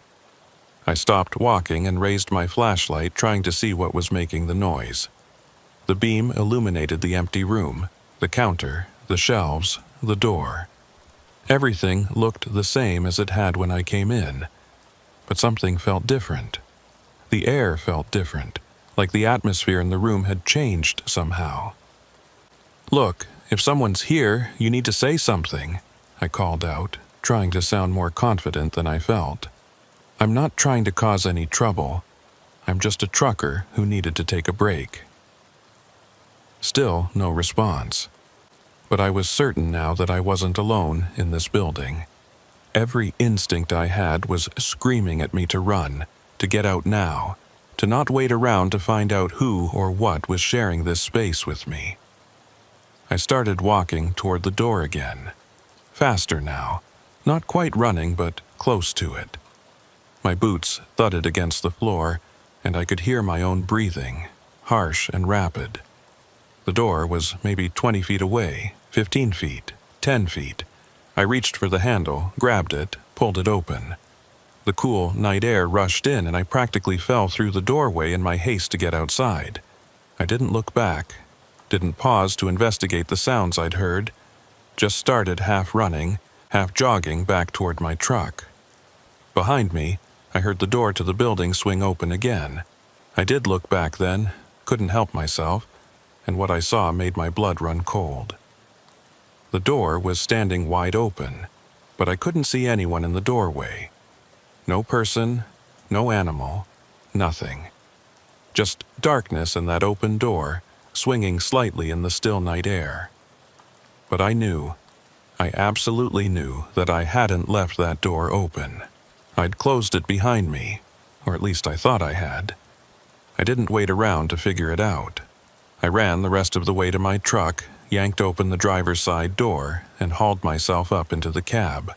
My hands were shaking so badly I could barely get the key into the ignition. But finally, I managed it, and the engine roared to life. I threw the truck into gear and peeled out of that parking lot like the devil himself was chasing me, not caring that I was probably damaging the transmission with my rough handling. The abandoned buildings receded in my rearview mirror, and within minutes I was back on the highway, surrounded by the familiar lights and sounds of the interstate. My heart was still pounding, and I could feel adrenaline coursing through my system, making my hands shake and my breathing rapid. What the hell had just happened back there? Had there really been someone in that building with me, or had my exhausted brain been playing tricks on me? The logical part of my mind said it was probably just an animal, or the building settling, or any number of mundane explanations. But the primitive part of my brain, the part that had kept our ancestors alive on the African savanna, was convinced that I'd just narrowly escaped something dangerous. I drove for another 10 minutes, putting as much distance as possible between myself and that abandoned rest stop, before I finally allowed myself to slow down to a normal speed. My breathing was starting to return to normal, and the adrenaline was beginning to wear off, leaving behind a bone-deep exhaustion that was even worse than before. I needed to stop, really stop this time, at a well-lit, definitely not abandoned truck stop with other people around. I pulled out my phone and checked the GPS for the nearest option. There was a major truck stop about 15 miles ahead, one of the big national chains that stayed open 24 hours. Perfect. 15 minutes later, I pulled into the parking lot, found a spot between two other semis, and killed the engine. I sat there for a moment, just breathing, trying to calm my racing thoughts. Then I grabbed my wallet and climbed down from the cab, determined to get the biggest, most caffeinated beverage they had, and maybe something to eat. Real food from a real store, surrounded by real people. The store was brightly lit and blessedly normal, with rows of snacks and drinks and hot food under heat lamps.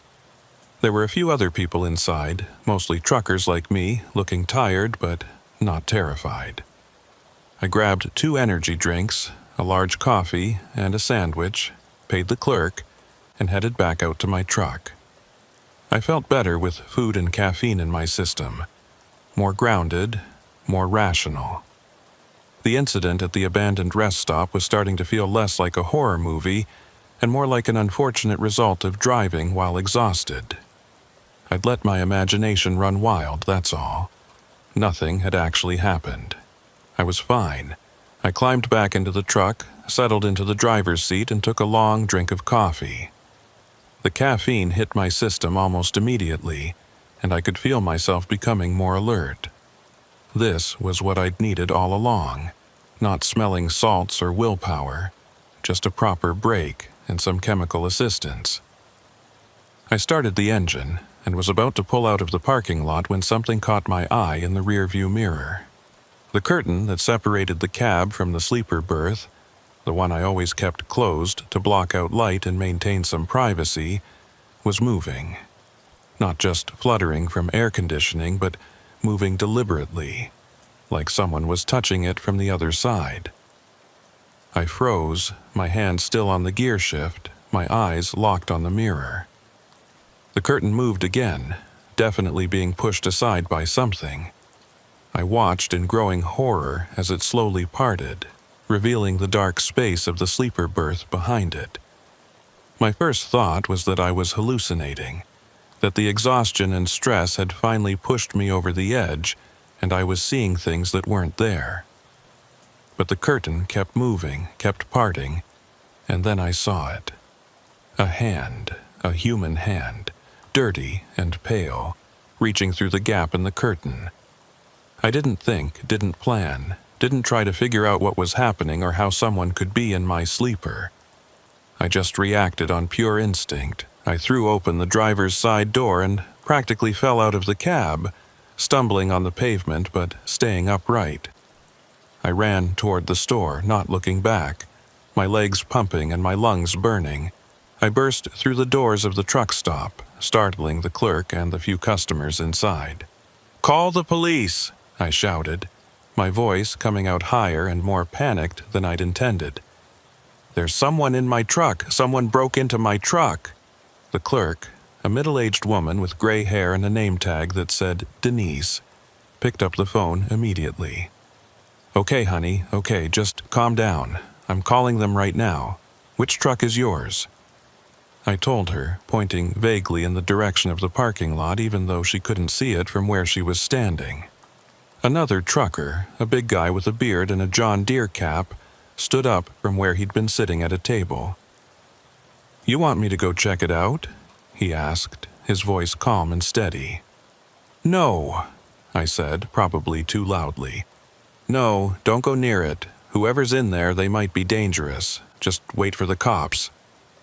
The police arrived maybe 10 minutes later, though it felt like an eternity.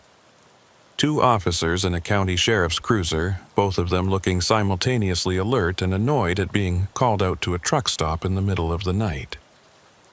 I explained the situation to them as coherently as I could, told them about seeing the hand reach through the curtain, about the strange experience at the abandoned rest stop earlier. One of the officers, a younger guy with short brown hair, looked skeptical. "Sir, have you been drinking tonight? Or using any substances?" "What? No. I'm a professional driver. I don't drink on the job. I'm telling you, there's someone in my truck." The officers exchanged a look, and then the older one, a woman with gray streaks in her dark hair, nodded toward the parking lot. "All right, let's go check it out." "You stay here, sir. We'll handle this." I watched through the windows as they approached my truck, their hands resting on their service weapons, moving carefully and professionally. The younger officer went to the driver's side while the older one positioned herself on the passenger side. They shouted something I couldn't hear, probably announcing themselves as police and demanding that anyone inside come out. Nothing happened for about 30 seconds. Then the older officer moved to the back of the truck and opened the door to the sleeper berth. Both officers had their weapons drawn now, pointing into the interior. I held my breath, watching, waiting. And then I saw them, 3 people climbing out of the back of my truck. 2 men and 1 woman, all of them looking disheveled and dirty, all of them holding their hands up in surrender. The officers moved in quickly, handcuffing all 3 of them and searching them for weapons. My legs nearly gave out when I saw them. I hadn't been hallucinating. I hadn't been imagining things. There had actually been people in my truck, hiding in the sleeper berth, riding along with me for God knows how long. The thought made my skin crawl. The older officer came back into the store a few minutes later and approached me. "Sir, we've detained 3 individuals who were found in your vehicle. Do you know any of them? Did you give them permission to be in your truck?" "No, I've never seen them before in my life. How did they even get in there? We're still figuring that out." We'll need you to come down to the station and file a full report. And we'll need to search your vehicle to make sure there's no contraband or evidence of other crimes." "Other crimes? What are you talking about?" The officer hesitated, then said, "One of the individuals was armed with 2 switchblades. We're taking this very seriously." The next few hours were a blur of police stations, interviews, and paperwork. I sat in a small room with fluorescent lights that hummed and flickered, drinking terrible coffee from a styrofoam cup and answering the same questions over and over again. No, I didn't know the individuals who'd been found in my truck. No, I hadn't given anyone permission to be there. No, I hadn't noticed anything unusual until I saw the curtain moving. Well, except for the abandoned rest stop. But surely that wasn't related, was it? The detective handling my case was a man in his 50s named Rawlings, with tired eyes and the kind of weathered face that suggested he'd seen too much human ugliness over the years. He sat across from me at a metal table, a notepad in front of him, and listened to my story with an expression that gave nothing away. "Walk me through your road again," he said, clicking his pen. "From the beginning. When did you first notice something was off?" I went through it all again. The drive from Connecticut to New Jersey, then the second leg from New Jersey toward Indiana. The exhaustion, the stop at the abandoned rest stop, the strange refrigerator, the sounds in the building. Detective Rawlings' expression changed slightly when I mentioned the abandoned rest stop. "This place," he said. "Can you describe exactly where it was?" "Somewhere in Ohio, off I-78. I don't remember the exact exit number. It was after Columbus, but before the Indiana border." Rawlings wrote something down, then looked at me again. "And you went inside the building?" "Yeah. I was looking for a vending machine or something. I needed caffeine. Did you see anyone inside?" "No, but I heard something. Noises. Like someone moving around. That's why I left so quickly."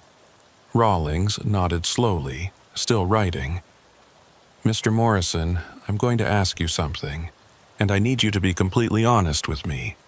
Is there any possibility, any at all, that these individuals entered your vehicle while you were at that rest stop?" The question hit me like a physical blow. I'd been so focused on the immediate shock of finding people in my truck that I hadn't really thought about when or how they'd gotten in there. But now that Rawlings mentioned it, the timing made horrible sense. "I didn't lock the truck," I said quietly. "When I got out to check the rest stop, I didn't lock the doors. I was only planning to be gone for a few minutes, and I didn't think... the place was abandoned. I didn't think anyone would be there. But clearly someone was," Rawlings said. "Multiple someones, in fact. And while you were inside exploring that building, they saw an opportunity." I felt sick. While I'd been poking around in that abandoned building, getting spooked by noises and empty refrigerators, 3 people had climbed into the back of my truck and hidden themselves in the sleeper berth. They'd been there the whole time I drove away, the whole time I stopped at the truck stop, the whole time I sat in the cab drinking coffee and congratulating myself on having gotten caffeine. They'd been right behind me, separated by just a thin curtain, close enough to touch me if they'd wanted to. What were they planning to do? I asked, my voice barely above a whisper. Were they going to rob me? Kill me?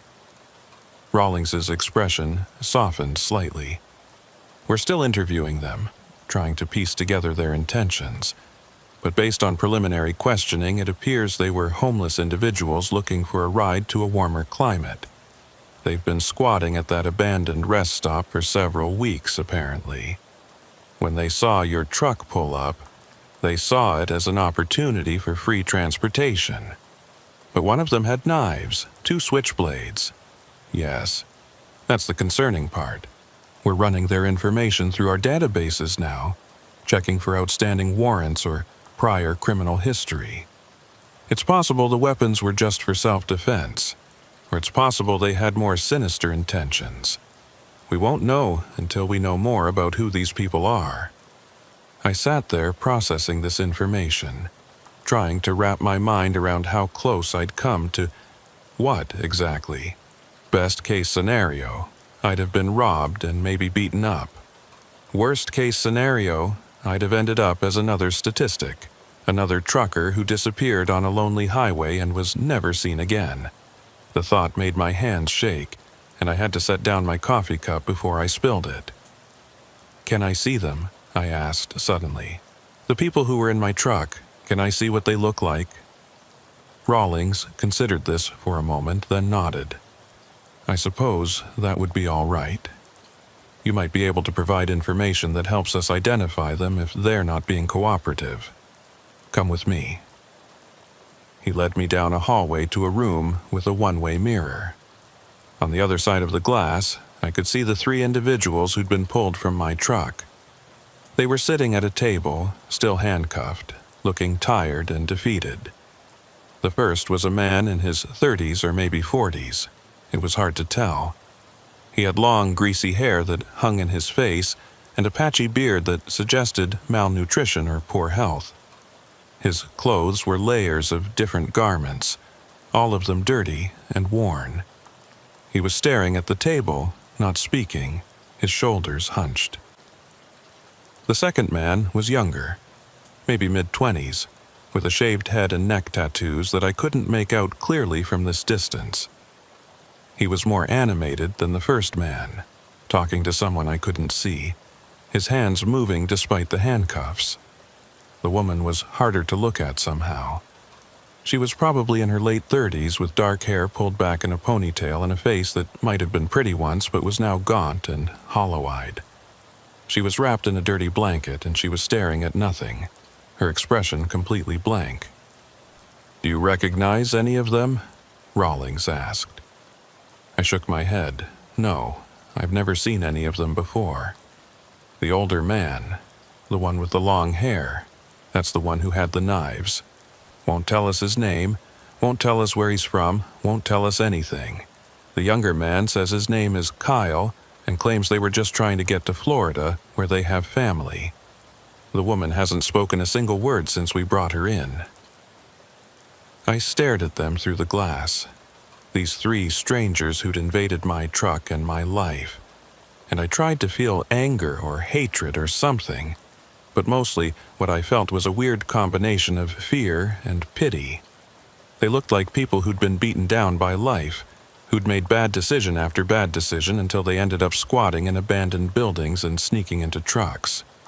That didn't excuse what they'd done, didn't make it okay that they'd put me in danger, but it made them seem less like monsters and more like desperate, broken people.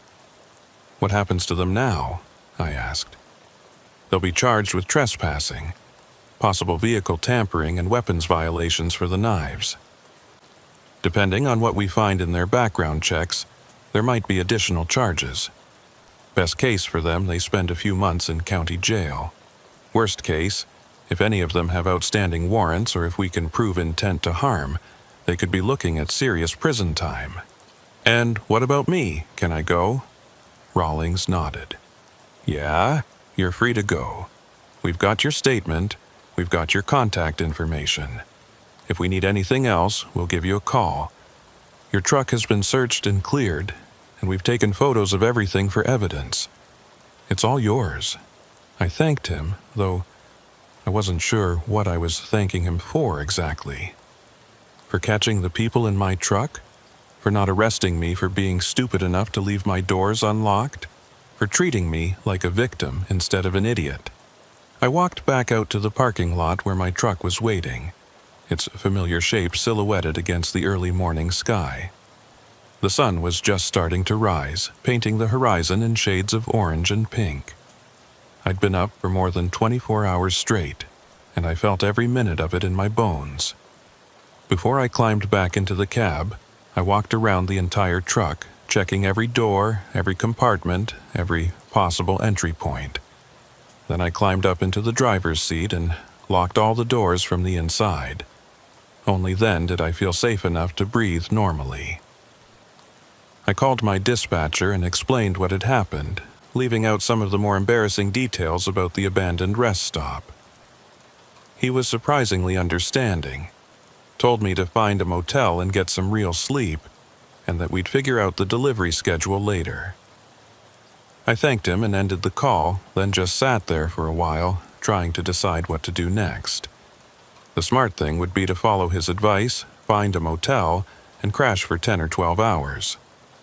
But the thought of sleeping, of letting my guard down and being unconscious and vulnerable, was terrifying. What if there were more people hiding somewhere in the truck? What if I'd missed something in my inspection? What if I closed my eyes and woke up to find myself in danger again?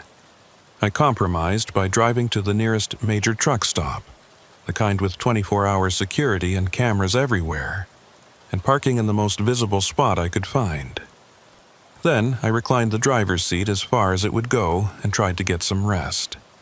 It wasn't real sleep, more like a series of fitful naps, punctuated by jolts of panic where I'd snap awake and look around to make sure I was still alone. But it was better than nothing. Around noon, I finally gave up on sleeping and decided to complete my delivery. I'd come this far, and despite everything that had happened, the load still needed to get to Lafayette. So I started the truck, pulled back onto the highway, and drove the remaining distance to my destination. The delivery went smoothly, thankfully. The warehouse workers unloaded my trailer efficiently, I signed the paperwork, and within an hour I was back on the road. But I couldn't shake the feeling that something fundamental had changed. The cab of my truck, which had always felt like a safe space, like my own private sanctuary on wheels, now felt contaminated somehow. Every shadow looked suspicious, every noise made me jump. I kept glancing back at the curtain separating the cab from the sleeper berth, half expecting to see it move again. The days following the incident were some of the hardest of my life. I tried to go back to work, tried to maintain my normal schedule and routine, but nothing felt normal anymore. Every time I climbed into my truck, I'd spend 10 or 15 minutes searching every inch of the interior, checking the sleeper berth, the storage compartments, even looking under the truck and in the wheel wells. I knew I was being paranoid, knew that the chances of something like that happening again were astronomically low, but I couldn't stop myself. I started carrying a baseball bat in the cab with me, propped up against the passenger seat where I could grab it quickly if needed. I also bought a heavy-duty lock for the sleeper berth door, so that even if I was sleeping in the front, nobody could access the back without me knowing. These precautions made me feel slightly better, slightly more in control, but they didn't address the root problem. I was scared. The fear manifested in different ways. I stopped taking loads that required overnight drives. I stopped at well-lit, populated truck stops only, never pulling over on the side of the road or at rest areas unless absolutely necessary. I kept my phone charged at all times and made sure I always had a signal. I told friends and family my route before every trip and checked in with them at regular intervals. My dispatcher noticed the change in my behavior. "You doing okay?" he asked during a phone call to discuss my next load. "You've been turning down a lot of runs lately, the overnight ones especially." "Yeah, I'm fine," I lied. "Just trying to maintain a better work-life balance, you know?" "Uh-huh. Look, I get that what happened was scary, but you can't let it control your life. This is a safe job, statistically speaking. You're more likely to get in a car accident than to have someone break into your truck." 3 people hid in my truck and rode with me for miles while I had no idea they were there, I said, my voice sharper than I intended. One of them had knives, so forgive me if I'm not ready to just pretend everything is normal. There was a pause on the other end of the line. "Fair enough," he said finally.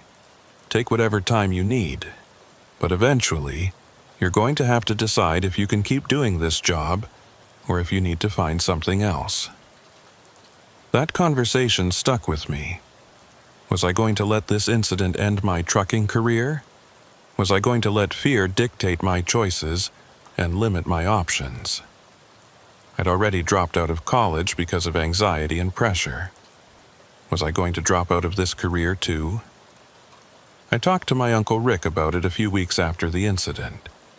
We met for dinner at a restaurant halfway between his route and mine, and I laid out everything that had happened, everything I'd been feeling. "You think I'm being ridiculous," I said after I'd finished my story. "You think I'm overreacting." Rick shook his head. "No, I don't think that at all. What happened to you was legitimately traumatic. You had people invade your space, your home essentially, and they had weapons. That's not something you just brush off." "But I can't keep living like this. I can't keep being afraid of my own truck." "No, you can't," Rick agreed. "So here's what I think you should do. First, you need to talk to someone, a therapist, a counselor, someone who specializes in trauma. What you're experiencing is probably PTSD, and that's not something you can just will yourself out of. You need professional help." I started to protest, started to say that I didn't need therapy, that I could handle this on my own. But Rick held up his hand. "Let me finish. Second, you need to make some practical changes to increase your sense of safety. Better locks, maybe some kind of alarm system for the truck. There are companies that make motion sensors for vehicles, things that will alert you if someone's trying to break in. Look into that." "I've already got a lock for the sleeper berth," I said. "Good, that's a start. And third, you need to ease back into the job gradually. Don't try to go back to your old schedule right away. Start with short daytime runs, trips where you're never more than an hour from civilization. Build your confidence back up slowly." It was good advice, practical and compassionate, and I took it to heart. I found a therapist who specialized in trauma and started weekly sessions. It was awkward at first, talking to a stranger about my fears and anxieties, but it helped. She taught me breathing exercises for when I felt panic rising, gave me strategies for managing intrusive thoughts, and helped me understand that what I was experiencing was a normal response to an abnormal situation. I also upgraded my truck's security. I installed motion sensors on all the doors, bought better locks, and even set up a small camera in the sleeper berth that I could monitor from my phone. Were these measures extreme? Probably, but they made me feel safer, and that was what mattered. Slowly, very slowly, I started taking longer runs again. First, just 3 or 4 hours, then 6, then 8. I worked my way back up to overnight drives, though I was much more careful about where I stopped and how I secured my truck. The paranoia didn't go away completely, but it became manageable. I learned to distinguish between reasonable caution and irrational fear. About 6 months after the incident, Detective Rawlings called me with an update. The 3 individuals who'd been found in my truck had all been identified and charged. The older man with the knives turned out to have an outstanding warrant for assault in Michigan, and he was facing serious prison time. The younger man, Kyle, had pleaded guilty to trespassing and got probation plus time served. The woman, who they'd eventually identified as a missing person from Iowa, was being transferred to a psychiatric facility for evaluation. "I thought you'd want to know how it all turned out," Rawlings said. "And I wanted to tell you that your testimony was helpful in securing the convictions. You did good, Mr. Morrison." "Thanks," I said, though I wasn't sure how to feel about it. Relief, maybe, that they'd been caught and punished. Sadness that their lives had gone so wrong that they'd ended up in that situation. A mixture of both? "One more thing," Rawlings added. "We investigated that abandoned rest stop you mentioned, the one where you think they got into your truck. Turns out it's been a known squatter location for years. We cleared it out after your incident, arrested a few people who were living there, and the county has since fenced it off and installed no trespassing signs. So at least some good came out of this. After we hung up, I sat in my truck for a while, processing this information. The abandoned rest stop had been shut down. The people who'd invaded my truck had been caught and charged. The case was closed. I should have felt closure, should have felt like this chapter of my life was finished and I could move on. But I didn't feel closure. I felt tired. Tired of being afraid. Tired of second-guessing every decision. Tired of the constant vigilance that had become my default state. I wanted to go back to the way things were before, when trucking had felt like freedom instead of a series of potential dangers to be navigated. It's been a year and a half since 3 strangers climbed into the back of my truck while I was exploring an abandoned rest stop in Ohio. A year and a half since I discovered them hiding behind the curtain, armed with knives and wrapped in dirty blankets. A year and a half since I learned that the world is more dangerous than I'd wanted to believe, and that sometimes the threats don't announce themselves with obvious warning signs. I'm still driving trucks, still hauling freight across the country, still spending more nights on the road than in my apartment. But I'm different now, changed in ways both obvious and subtle. I'm more cautious, more prepared, more aware of my surroundings. I'm also, I'd like to think, more compassionate toward the people I see on the margins of society, the ones living in cars or under bridges or in abandoned buildings. Not enough to let them into my truck, mind you, but enough to understand that desperation can drive people to do things they might not otherwise do. The therapy helped. I still see my counselor once a month just to check in and make sure I'm staying on track mentally. She's taught me a lot about trauma and resilience, about the difference between being careful and being paralyzed by fear. I've learned that what happened to me was scary, yes, but it doesn't have to define the rest of my life. I can acknowledge the danger while still moving forward. I've also become something of an advocate for truck security among my fellow drivers. I tell my story at truck stops and rest areas, warning other drivers about the risks of leaving their vehicles unlocked, even for just a few minutes. Some of them think I'm being paranoid, that I'm letting one bad experience turn me into a fearmonger. But others thank me, tell me they've started being more careful because of what I've shared. If even one driver avoids what happened to me because I spoke up, then it's worth it. My relationship with my truck has evolved too. It's no longer just a vehicle or a tool for making money. It's my workspace, my sanctuary, my home away from home. I've made it as comfortable and secure as possible, installing not just security equipment, but also little touches that make it feel more personal. Photos of my family on the dashboard, a good sound system for music, comfortable bedding in the sleeper berth. If I'm going to spend this much time in here, I want it to feel like it's truly mine. I think a lot about those 3 people sometimes. The older man who wouldn't give his name, now serving time in a Michigan prison for the assault charge.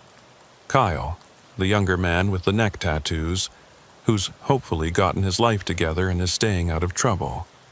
And the woman, the one who never spoke, who turned out to be a missing person with mental health issues that went untreated for too long. I wonder where they are now, whether they think about that night as often as I do, whether they have any regrets about the choices that led them to hide in the back of a stranger's truck. I don't hate them. That might sound strange, but it's true. I was angry at first, furious that they'd invaded my space and put me in danger, but that anger has faded, replaced by a more complex understanding of how people end up in desperate situations. They were homeless, probably hungry, definitely struggling with issues I can't fully comprehend. That doesn't excuse what they did, but it contextualizes it, makes it slightly more understandable. What I do hate is the system that allowed them to fall through the cracks in the first place. The lack of mental health services, the inadequate support for people experiencing homelessness, the cycle of poverty and desperation that makes people feel like they have no options except to hide in trucks or squat in abandoned buildings. If there had been better resources available, maybe they wouldn't have been in that situation. Maybe I wouldn't have been either. I've thought about going back to school sometimes, finishing the degree I started before everything fell apart. Maybe studying social work or psychology, using what I've learned from my own experiences to help others. But trucking has gotten into my blood in a way I didn't expect. There's something meditative about the long drives, something peaceful about the rhythm of the road. It's given me time to think, time to process, time to figure out who I am and who I want to be. I'm still young, relatively speaking, only in my mid-20s, with my whole life ahead of me.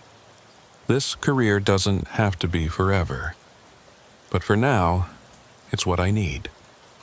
It pays my bills, gives me space to heal, and allows me the independence I crave. And with the security measures I've put in place, with the lessons I've learned, I feel as safe as anyone can feel in this job. The abandoned rest stop where it all happened has been demolished, according to a news article I found online. The county decided it was too much of a liability, too much of a magnet for crime and squatters, so they tore down the buildings and filled in the area. Part of me is glad it's gone, glad that other drivers won't stumble into the same situation I did. But another part of me feels sad about it, like a chapter of my life has been literally erased from the landscape. I drive past that exit sometimes, when my routes take me through that part of Ohio. The ramp is still there, but it's been blocked off, with concrete barriers preventing anyone from leaving the highway. There's nothing to see, just an empty stretch of land where buildings used to stand. But I always slow down when I pass it, always take a moment to remember what happened there, to acknowledge how close I came to something much worse than what actually occurred. My friends and family know the story now, the whole story. I didn't tell them at first, didn't want to worry them or make them think I couldn't handle my job. But eventually, I realized that keeping it secret was just another form of fear, another way of letting the incident control me. So I told them, and they were supportive and understanding, even if some of them tried to convince me to find a different career. "You could do anything," my mother said when I told her. "You're smart, you're capable, you don't have to put yourself in danger like this." But I tried to explain to her that every job has risks. Every career has moments of danger or uncertainty. The difference is that now I know what some of those risks look like, and I can prepare for them. That makes me better at my job, not worse. I still have bad days. Days when the paranoia creeps back in, when I check the sleeper berth 5 times before I feel comfortable starting the truck. Days when I see someone walking along the highway and my first thought is that they're going to try to break into my truck. Days when I wonder if I should have just stayed in school, pushed through my anxiety, and gotten that degree like everyone expected me to. But I also have good days. Days when I watch the sunrise over the mountains and feel grateful to have a front row seat to such beauty. Days when I help another driver with a mechanical problem or share information about a good road. Days when I make my delivery on time, do my job well, and feel a sense of pride in my work. The incident taught me a lot about fear, about vulnerability, about the unpredictability of life. But it also taught me about resilience, about the human capacity to adapt and overcome. I'm not the same person I was before that night in Ohio. I'm more cautious, yes, but also more confident. More aware of danger, but also more appreciative of safety and normalcy. I lock my truck every time I leave it now, even if I'm just running into a gas station for 2 minutes. I check the back before I start driving, every single time. I trust my instincts when something feels off. These habits have become second nature. Automatic behaviors that require no conscious thought. And I talk about what happened, not to dwell on it or seek sympathy, but to educate others to prevent similar incidents, to contribute to a culture of safety in the trucking industry. Some drivers have thanked me for speaking up, have told me they've changed their own habits because of my story. That feels good. Feels like something positive came from something negative. I don't know if I'll be a trucker forever. Maybe I'll go back to school eventually, pursue a different career, settle down somewhere and stop living on the road.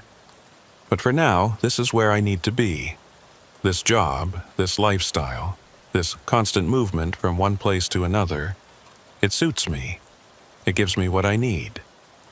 The highway stretches out before me, just like it does every day, familiar and unchanging. Somewhere behind me is the past, the mistakes I've made, the fears I've faced, the moments that have shaped who I am. Somewhere ahead of me is the future, uncertain and full of possibility. But right now, in this moment, I'm exactly where I need to be. Behind the wheel, moving forward, living my life despite the scars it's left on me. The truck's security system beeps softly. All systems normal, all doors secure.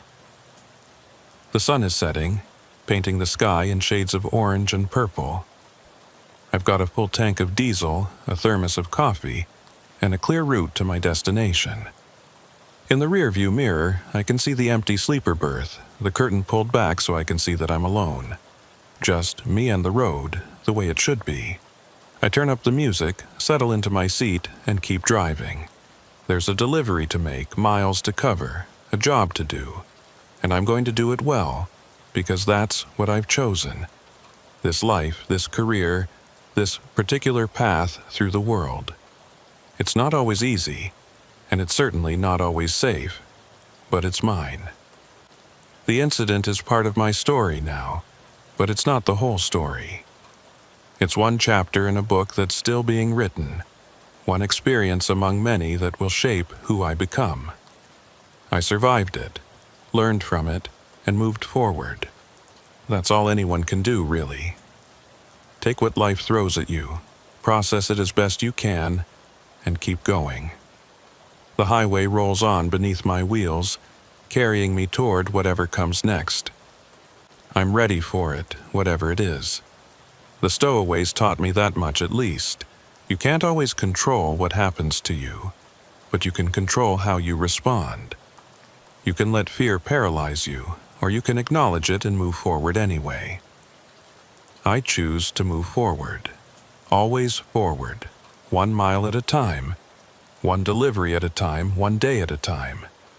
The road is long, and there's a lot of it left to travel, but I've got a good truck, good training, and good instincts. That's enough. That has to be enough. And so far, it has been.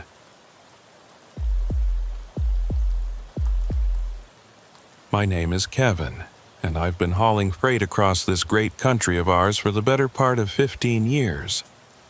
15 years of truck stops and loading docks, of highways that all start to look the same after a while, of sunrises viewed through a dirty windshield and coffee that tastes like it was brewed in a boot. It's not a glamorous life, not by any stretch of the imagination, but it's honest work and it pays the bills. More importantly, it's what I know.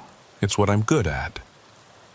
When you've been doing this job as long as I have, you develop certain habits, certain routines that keep you sane and keep you safe. You learn which truck stops have the cleanest showers and which ones to avoid. You learn how to read the weather, how to spot black ice before you're sliding across it, how to tell when your rig is developing a problem before it becomes a breakdown.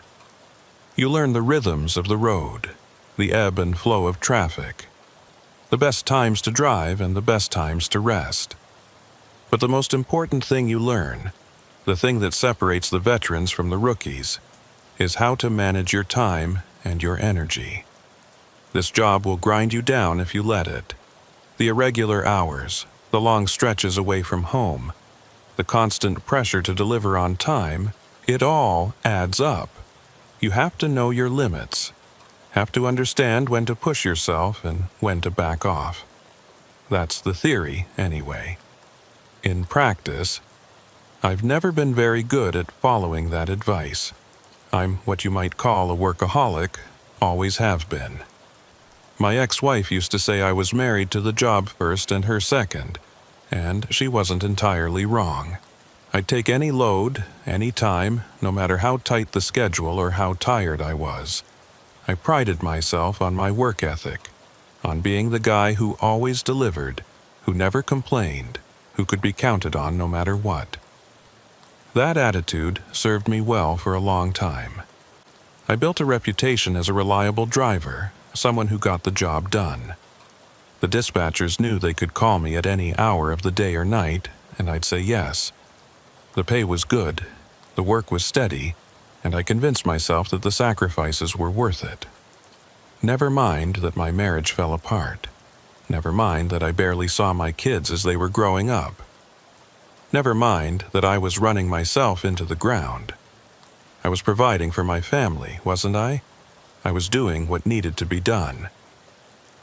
This particular incident happened about 4 years ago, back in the spring of 2019.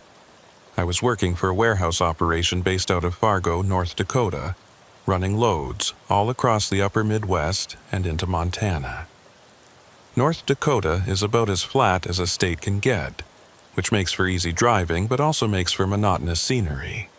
After a while, all those endless wheat fields and empty horizons start to blur together, and you have to work to stay engaged with what you're doing. It was a Tuesday morning in early May, the kind of spring day where winter hasn't quite loosened its grip yet and the air still has that crisp, cold edge to it.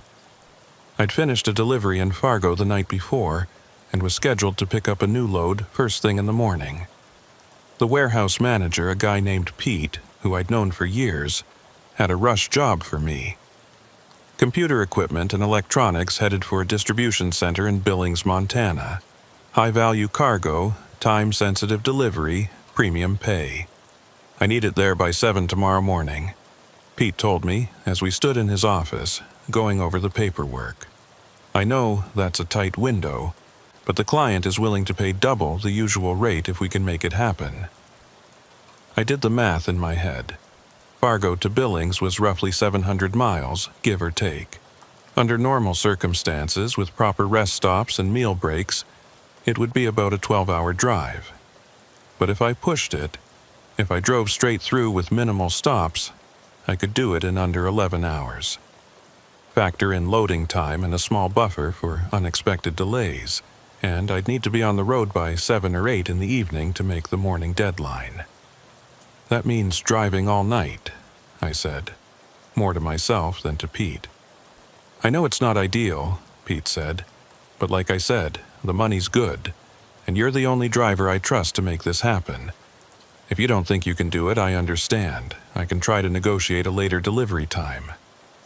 The rational part of my brain was telling me to negotiate that later delivery time. I'd already worked a full day, and I'd been driving for most of the previous week without a real break. I was tired, operating on 4 hours of sleep and too much coffee. Taking on an overnight run in that condition was asking for trouble. But the stubborn, prideful part of my brain, the part that had been steering my decisions for most of my career, wouldn't let me back down. I was Kevin, the guy who always delivered, who never said no, who could handle anything the job threw at him. Plus, double the usual rate was too good to pass up. That money could go toward the college fund I was building for my youngest daughter, or toward the debt I was still paying down from the divorce. I can do it, I said, and Pete's face broke into a relieved smile. I knew I could count on you. Load's ready to go whenever you are. Just need your signature here and here. I signed the papers, went through the usual pre-trip inspection of my rig, and by 7:30 that evening, I was pulling out of the warehouse lot with a trailer full of expensive electronics and a long night of driving ahead of me. The sun was just starting to set, painting the western sky in shades of orange and red that would have been beautiful if I'd had the time or energy to appreciate them. The first couple of hours went smoothly. I took I-94 west out of Fargo, merging into the light evening traffic. There weren't many other vehicles on the road, just a few cars and the occasional truck. The radio was playing classic rock, stations fading in and out as I moved across the landscape. I had a thermos of coffee, a bag of beef jerky, and a sense of determination that I was going to make this delivery on time no matter what. As I crossed into Montana, the landscape started to change. The flat farmland of North Dakota gave way to the rolling hills and eventually the mountains of Montana. The road started to wind and climb, requiring more attention and engagement than the straight, flat highways I'd been driving. This was good in a way because it kept me alert and focused, but it was also more tiring, requiring constant adjustments to speed and gear. By the time I reached Miles City, it was after 10 o'clock and I was starting to feel the first real waves of exhaustion.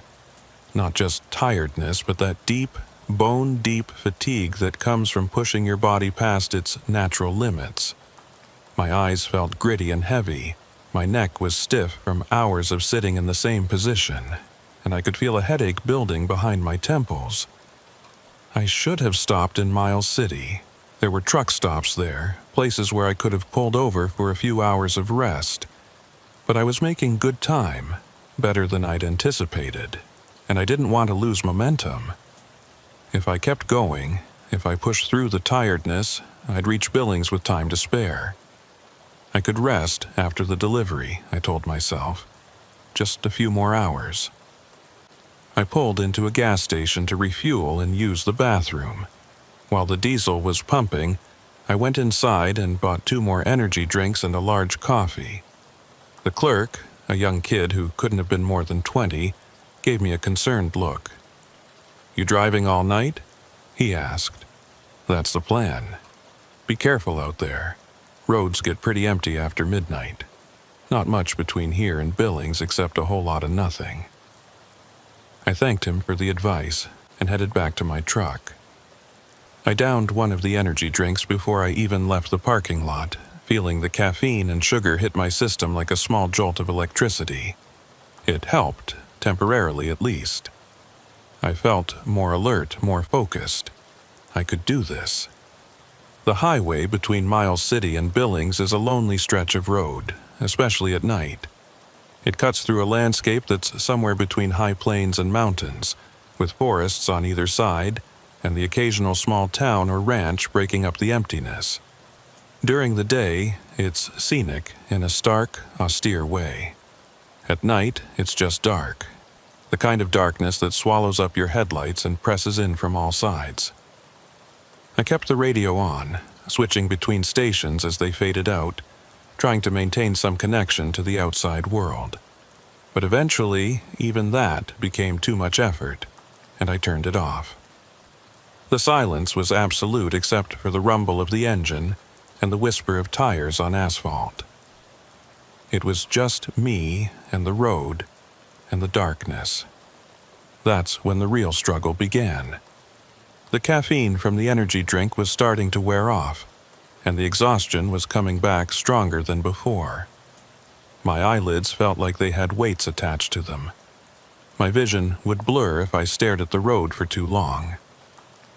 Most concerning, I started to experience what I'd later learn were microsleeps, brief episodes of unconsciousness lasting just a few seconds, where my brain would simply shut down despite my best efforts to stay awake.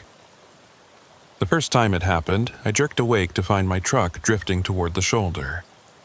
The sound of the rumble strips, those grooved edges of the highway that make a loud noise when you drive over them, shocked me back to full consciousness. My heart was pounding, adrenaline flooding my system as I corrected course and got back into my lane. "Jesus," I muttered, gripping the steering wheel tighter. "Stay awake, Kevin, stay awake." I tried all the usual tricks. I rolled down the windows, letting the cold night air blast into the cab. I turned the music back on, cranking the volume up loud. I started doing mental exercises, counting backwards from 100 by 7s, reciting song lyrics, anything to keep my brain engaged. It helped, but only marginally. The exhaustion was too deep, too all-encompassing. That's when I remembered the smelling salts. My buddy Tristan had given them to me years ago, when I first started taking these long overnight hauls. He'd been a trucker for decades, had seen and done it all, and he'd shared a lot of wisdom with me over the years. The smelling salts were part of his emergency kit, along with water, energy bars, and a spare tire. Use them sparingly, he'd warned me. They'll wake you up, no question about that, but they're harsh, and they're not a substitute for actual rest. If you're using them more than once in a blue moon, you're pushing yourself too hard. I'd only used them once before, on a similarly desperate night drive through Wyoming. The effect had been immediate and intense. A burning sensation in my nose and throat, watering eyes, and a sudden rush of alertness that felt almost chemical in its intensity. It wasn't pleasant, but it was effective. I reached into the storage compartment between the seats and felt around until I found the small bottle. I unscrewed the cap, held it up to my nose, and took a deep breath of the ammonia-based crystals inside. The reaction was instant and violent. My head snapped back, tears streamed from my eyes. My sinuses burned like I'd inhaled fire. For a few seconds I couldn't breathe, couldn't think, could only experience the intense, overwhelming sensation of the smelling salts doing their job. Then, just as suddenly as it had come, the sensation began to fade, leaving behind a crystal-clear alertness that was almost shocking in its completeness. I was awake, really, truly awake for the first time in hours. The exhaustion was still there, lurking at the edges of my consciousness, but it was pushed back, held at bay by the chemical cocktail now coursing through my system. I could do this. I could make it to Billings. I pressed down on the accelerator, picking up speed, determined to cover as much ground as possible while this artificial alertness lasted. The highway stretched out before me, empty and dark, cutting through the forest like a ribbon of asphalt through an ocean of trees. My headlights, which I really needed to upgrade but kept putting off, carved out a weak cone of visibility in the darkness ahead. That's when I saw it. A shape in the road ahead, maybe 200 yards distant. At first, I thought it might be an animal, a deer or an elk, both common in this area. I eased off the accelerator, not wanting to hit anything at highway speed. As I got closer, though, I could see that it wasn't an animal. It was something else. Something purple. My tired brain struggled to process what I was seeing. As my headlights finally illuminated it clearly, I realized it was a dress. A woman's dress, purple with some kind of pattern on it, lying in the middle of the road like someone had just dropped it there. I felt a chill run down my spine that had nothing to do with the cold air coming through the windows. This was wrong. This was very wrong. Why would there be a dress in the middle of a highway, in the middle of the night, in the middle of nowhere? I slowed down even more, crawling past the dress at maybe 20 miles an hour, my eyes scanning the surrounding darkness for any sign of what might have happened. Had there been an accident, a crime, a simple case of something falling out of someone's vehicle? None of the explanations that came to mind felt satisfactory. I should have stopped right there. Should have called 911, reported what I'd seen, let the authorities handle it. But I didn't. I kept driving, telling myself that it was probably nothing, that stopping would just delay my delivery, that I didn't have time to get involved in whatever situation had led to a dress being in the middle of the highway. About a quarter mile further down the road, I saw something else. A pair of shoes, women's shoes with heels, sitting neatly side by side on the center line like someone had carefully placed them there. The chill I'd felt earlier intensified into something approaching fear. One piece of clothing could be an accident, a fluke, something that fell out of a vehicle. But two suggested something deliberate, something planned. I slowed my truck to a crawl, my hazard lights now flashing as I tried to make sense of what I was seeing. The shoes looked expensive, the kind you'd wear to a nice restaurant or a formal event. They were too nice to have been abandoned by accident. Someone had put them there, arranged them carefully, and then left. But where was that someone? I scanned the roadside looking for any sign of a person or a vehicle, but there was nothing except trees and darkness. The forest pressed in from both sides, thick and impenetrable in the night. If someone was out there, I couldn't see them. My training, the little voice of caution that had kept me alive and safe for 15 years on the road, was screaming at me to call the police and keep driving.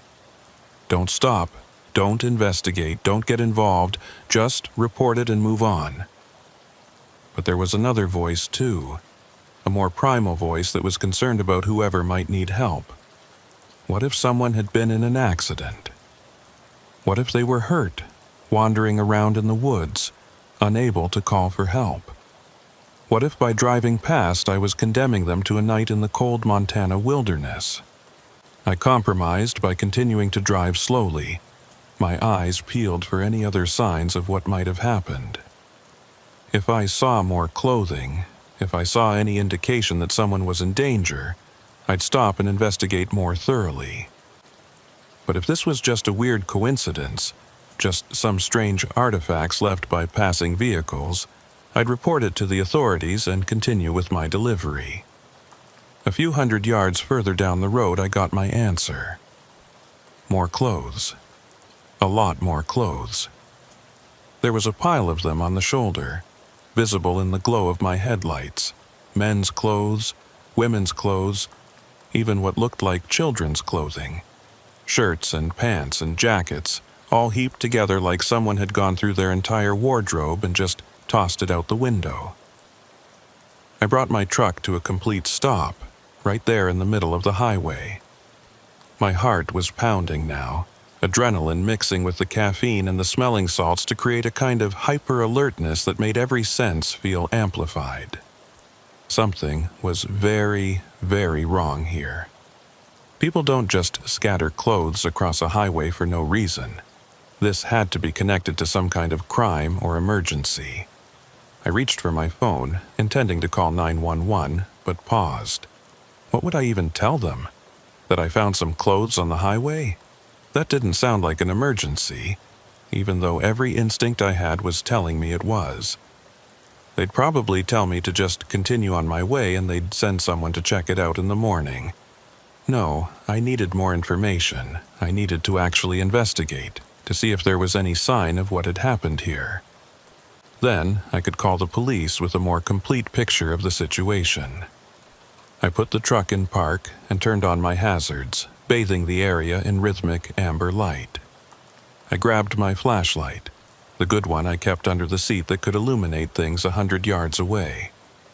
Then I opened my door and climbed down from the cab, my boots crunching on the gravel shoulder. The night air was cold and still, without even a breath of wind. That struck me as odd, though I couldn't quite articulate why. Montana nights usually had at least some breeze, especially in the spring. But tonight, the air was perfectly still, almost oppressively so. It felt like the entire world was holding its breath, waiting for something to happen. I walked over to the pile of clothes, shining my flashlight beam over them, trying to understand what I was looking at. There were definitely children's clothes mixed in with the adult clothing. A small jacket with cartoon characters on it. Tiny shoes that couldn't have belonged to anyone older than 5 or 6. The sight of them made my stomach clench with worry. Where were the kids these clothes belonged to? I bent down to examine the pile more closely, being careful not to disturb anything in case this turned out to be a crime scene.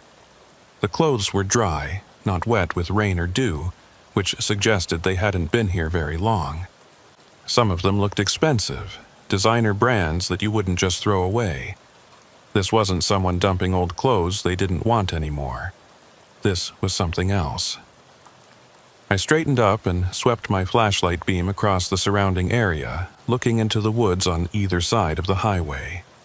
The trees were thick here, mostly pine and fir, their branches creating a dense canopy that blocked out what little moonlight there was.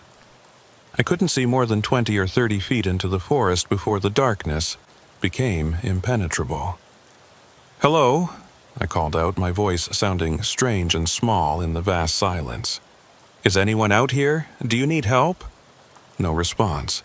Just that eerie, oppressive silence pressing in from all sides. I stood there for maybe 30 seconds, listening intently for any sound. A voice calling back, footsteps, anything.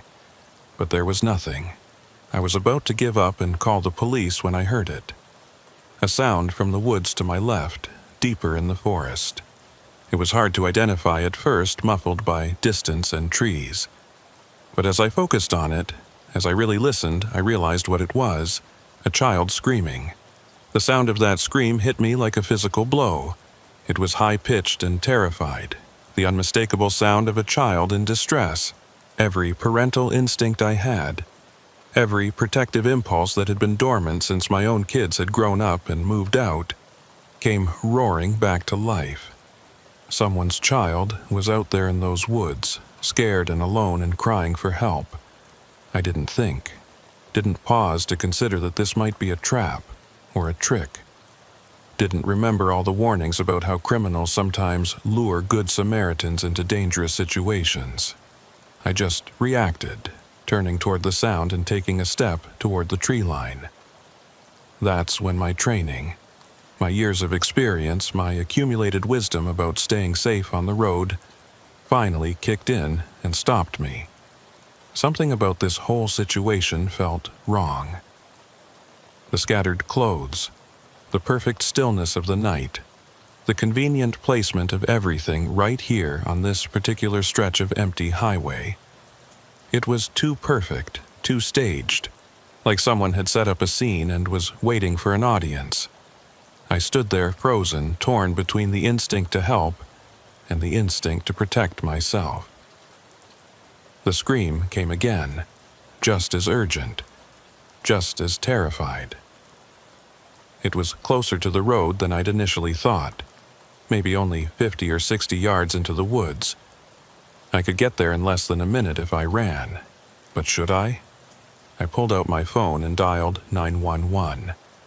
My hands were shaking, whether from exhaustion or adrenaline or fear I couldn't say. The phone rang once, twice, 3 times. The scream came again, and this time I could hear something else in it, a desperate quality that made my chest tighten. 911, what's your emergency? I'm on Highway 94, about 40 miles east of Billings, I said, speaking quickly. There are clothes scattered all over the road, including children's clothes, and I can hear a child screaming in the woods. Someone needs help out here. Sir, can you see anyone? Can you see the child? No, they're in the woods. I can hear them, but I can't see them. Okay, sir, I need you to stay in your vehicle and stay on the line with me. Do not enter the woods. Officers are being dispatched to your location right now. But there's a child out there. They're screaming. I can't just... The scream came again, cutting me off. But this time, something about it sounded different. The pitch was the same, the volume was the same, but there was something artificial about it. Something not quite human. It was like listening to a recording of a scream rather than an actual scream. Sir, are you still there? I didn't answer. I was too busy processing what I'd just realized. That wasn't a real child screaming. It couldn't be. Real screams don't sound exactly the same each time. Real screams have variation, have emotion that changes from moment to moment. What I was hearing was a recording, being played from somewhere in the woods. This was a trap. Someone was trying to lure me into those woods using a recording of a child screaming. The clothes scattered on the road, the dress, the shoes, all of it was bait designed to make me stop and investigate. And I'd almost fallen for it. I'm here, I said into the phone, my voice shaking. But I don't think that's a real child. I think someone is playing a recording. Sir, regardless of what it is, I need you to return to your vehicle and wait for officers to arrive. Can you do that for me? I started backing away from the tree line. My flashlight still pointed toward the woods, suddenly very aware of how exposed I was standing out here on the shoulder of the highway. If someone was in those woods, if someone had set this trap, they could see me right now. They could be watching me, waiting for their chance. I made it about halfway back to my truck when I heard a new sound. Not a scream this time, but a rustling in the undergrowth, like something large was moving through the brush. It was coming from the same direction as the screams, from deeper in the forest, and it was getting closer. "Someone's in the woods," I said into the phone, not caring that I was probably stating the obvious. "Someone's coming toward the road. Get to your vehicle, sir. Get to your vehicle right now." I didn't need to be told twice. I turned and ran, my boots slapping against the pavement, my flashlight beam bouncing wildly as I moved.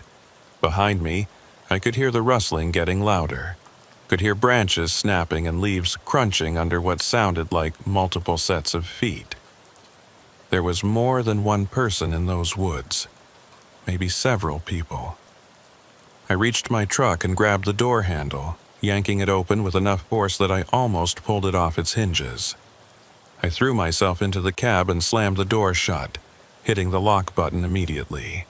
Only then, with steel and glass between me and whatever was out there, did I feel even marginally safe. "I'm in the truck," I gasped into the phone. "I'm locked in." "Good. Stay there. Officers are approximately 8 minutes from your location." 8 minutes. That didn't sound like very long in abstract terms, but sitting in a truck on a dark highway with unknown threats lurking in the nearby woods, 8 minutes felt like an eternity.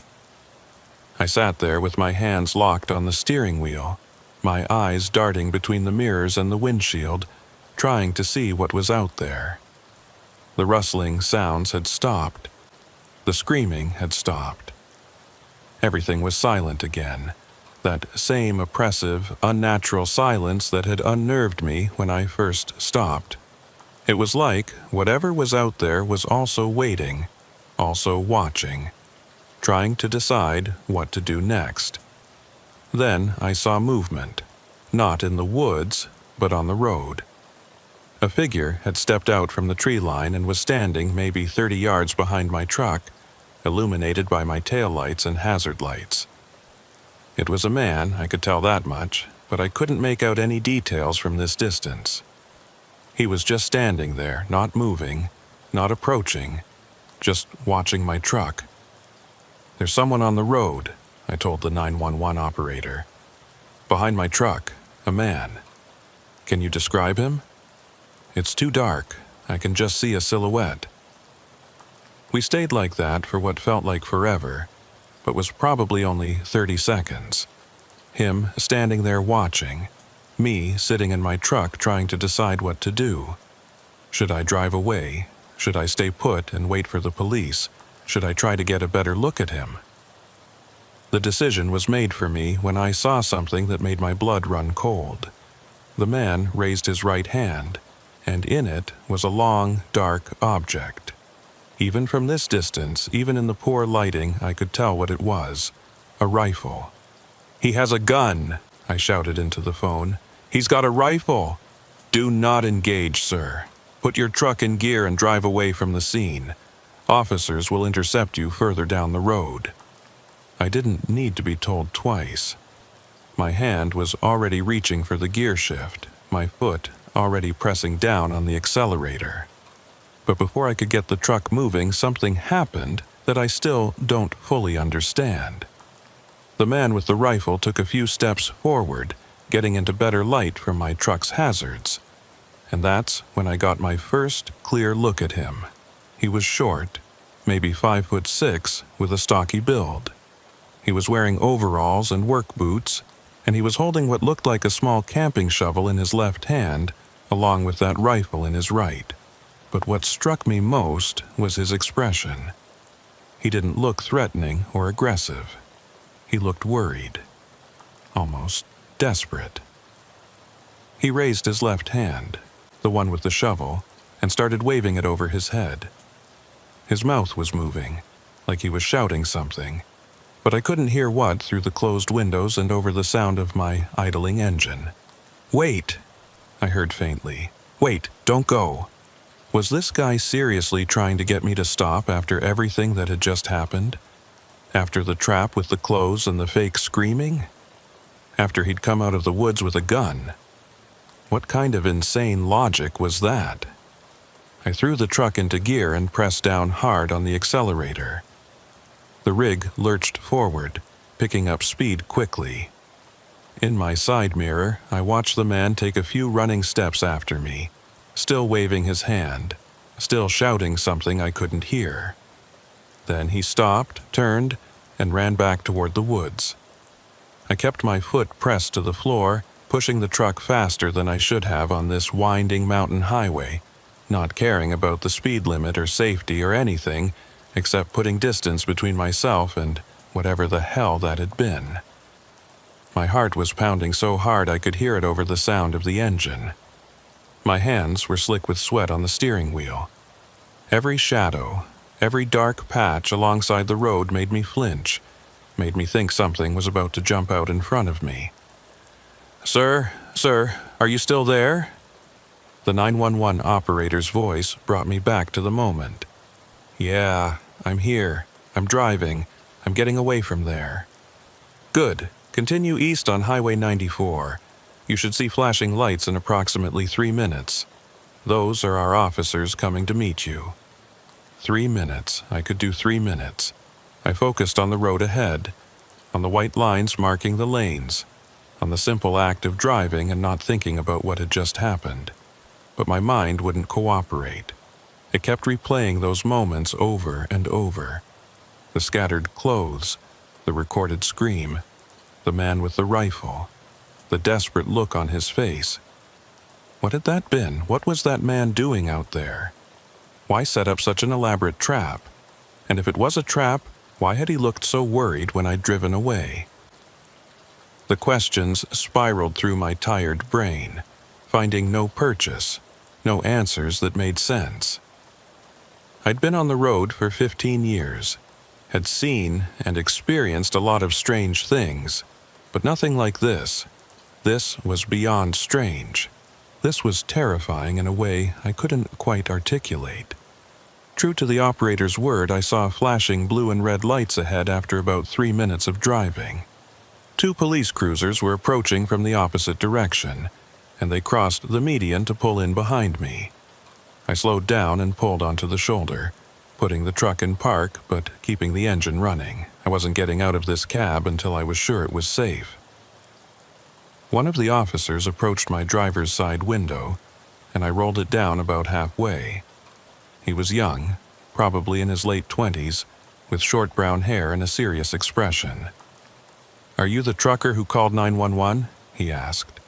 "Yeah, that's me, Kevin Morrison." "I'm Deputy Harris. Are you injured? Did anyone harm you?" "No, I'm fine, just scared. There was a man back there with a gun, and someone was playing a recording of a child screaming, and there were clothes all over the road." The words were tumbling out faster than I could organize them, and I had to stop and take a breath. "Okay, Mr. Morrison, I need you to calm down and tell me exactly what happened, from the beginning." So I did. I told him about the dress, the shoes, the pile of clothes with children's clothing mixed in. I told him about the screaming that turned out to be a recording. I told him about the man with the rifle and the shovel who'd emerged from the woods. I told him everything I could remember, trying to be as detailed and accurate as possible.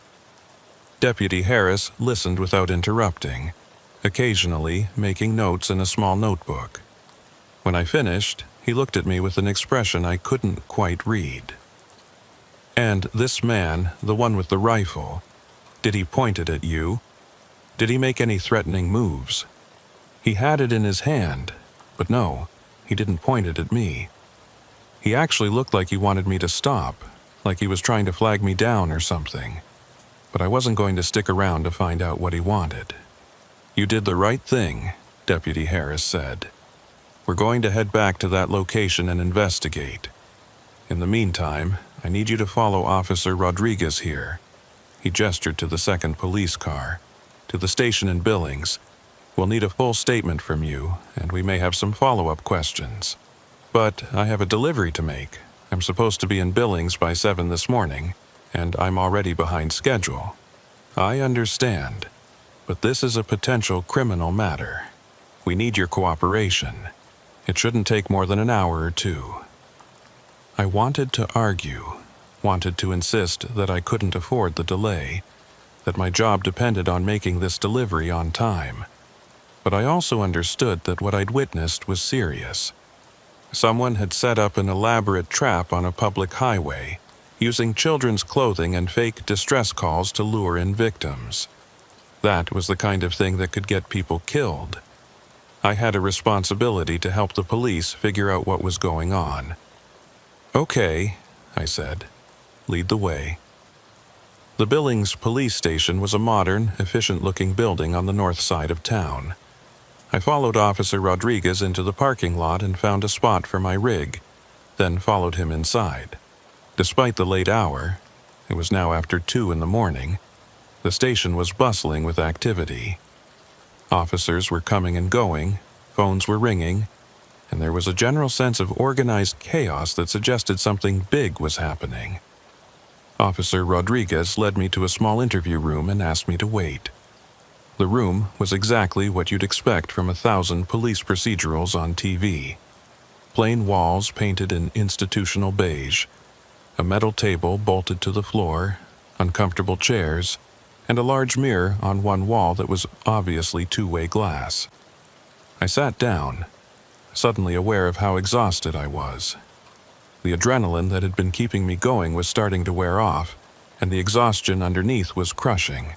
I must have dozed off because the next thing I knew, someone was gently shaking my shoulder.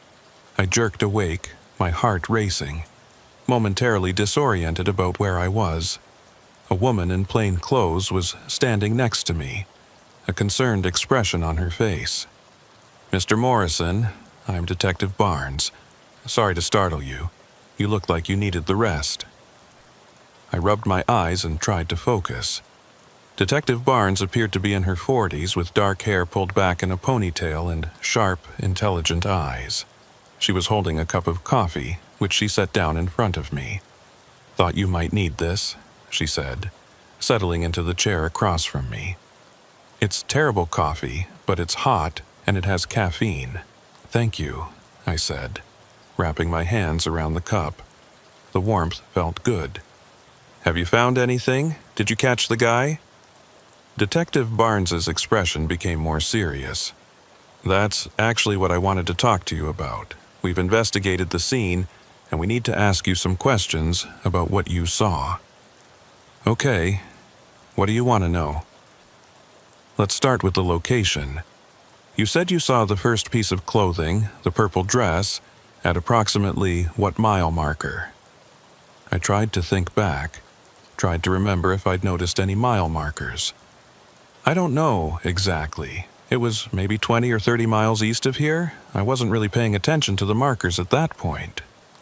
"And how far apart were the various pieces of clothing? The dress, then the shoes, then the larger pile?" "The dress and the shoes were maybe a quarter-mile apart. The pile was another quarter-mile or so after that. Why?" Detective Barnes didn't answer my question. Instead, she pulled out a tablet and swiped through some photos. "I'm going to show you some images from the scene. I need you to tell me if this is what you saw." She turned the tablet toward me. The first photo showed a highway at night, illuminated by police floodlights. I could see the double yellow line, the shoulder, and the tree line beyond. But there was no clothing visible anywhere in the frame. "That's the location?" I asked. "According to the coordinates from your 911 call, yes. This is where you reported seeing the pile of clothing. But there's nothing there." "Exactly." She swiped to another photo. "This is approximately a quarter-mile west, where you said you saw the shoes." Again, an empty highway. No shoes, no clothing, nothing. "I don't understand," I said, feeling a cold knot forming in my stomach. They were there. I saw them. the dress, the shoes. The pile of clothes with the children's clothing mixed in. I saw all of it. Mr. Morrison, we have thoroughly searched the entire area you described. We used police dogs. We had officers walking the shoulders and checking the tree line. We even had a helicopter with thermal imaging fly over the area. We found no clothing, no evidence of any clothing, nothing. I stared at her, unable to process what she was telling me. That's impossible. I saw it. I stopped my truck and got out and looked at the pile. I was standing maybe 10 feet away from it. We did find evidence that a vehicle had stopped at that location. There were tire marks that matched the type of tires on your truck, and we found your footprints on the shoulder, right where you said you'd gotten out to investigate. But there was no clothing, Mr. Morrison. Nothing. Then someone removed it. The man with the rifle, he must have gone back and picked it all up after I drove away.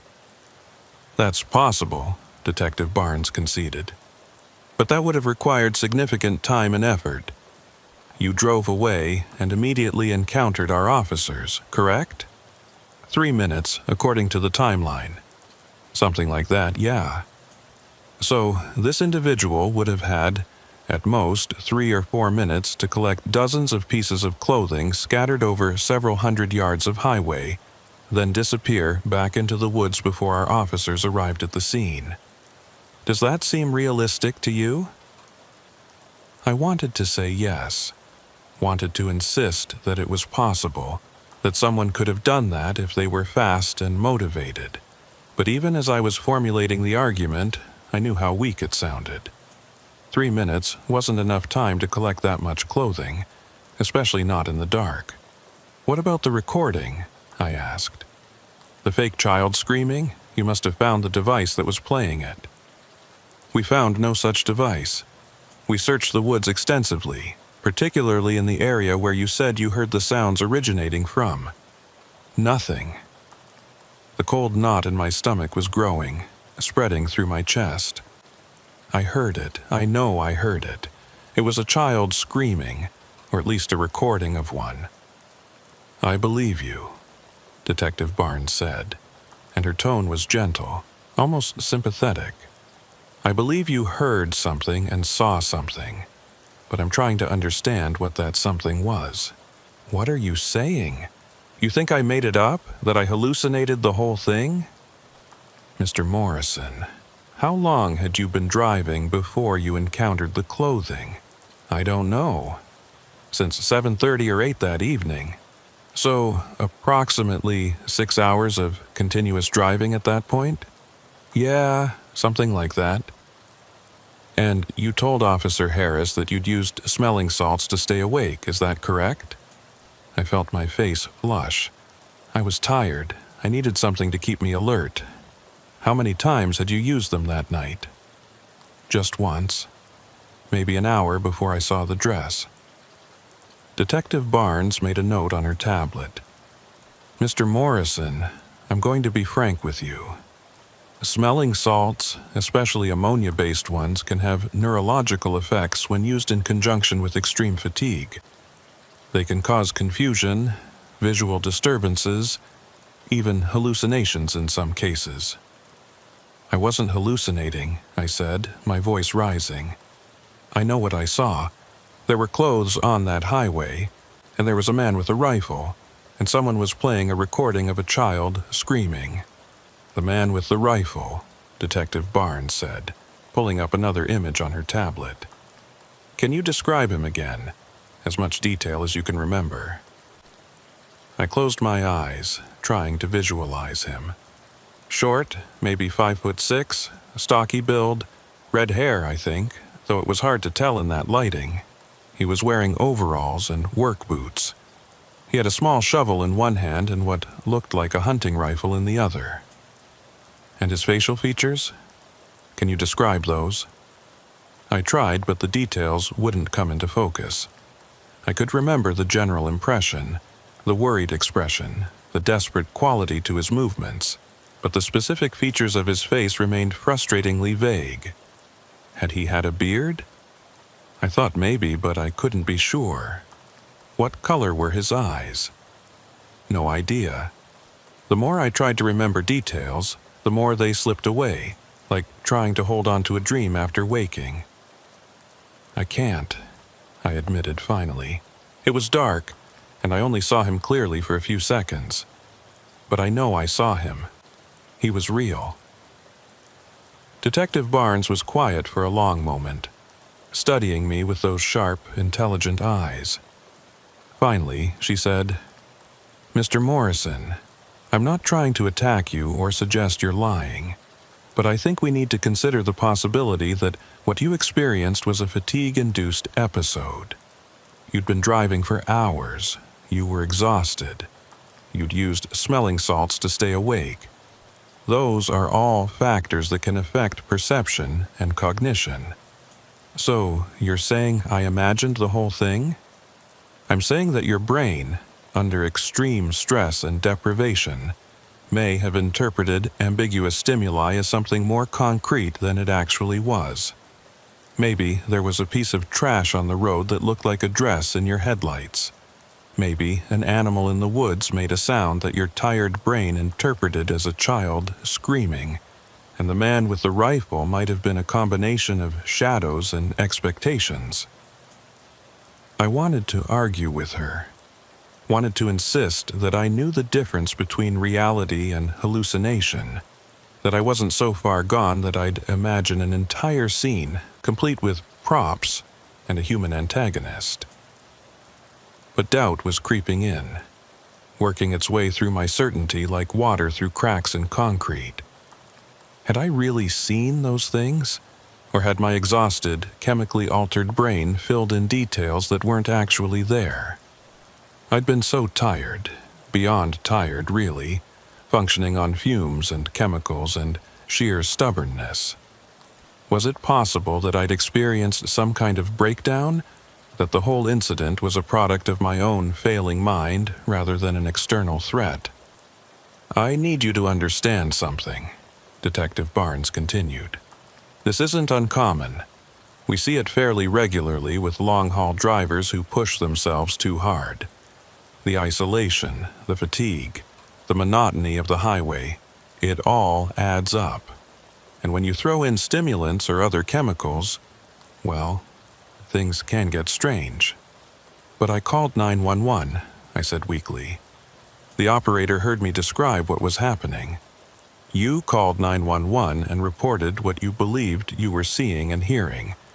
That's not in dispute, but it doesn't necessarily mean those things were objectively real." I sat there in that interview room, holding my terrible coffee, trying to wrap my mind around what she was telling me.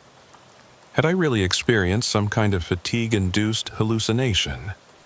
Had I put myself in danger, called in the police, disrupted my delivery schedule, all because my brain had manufactured a threat that didn't actually exist?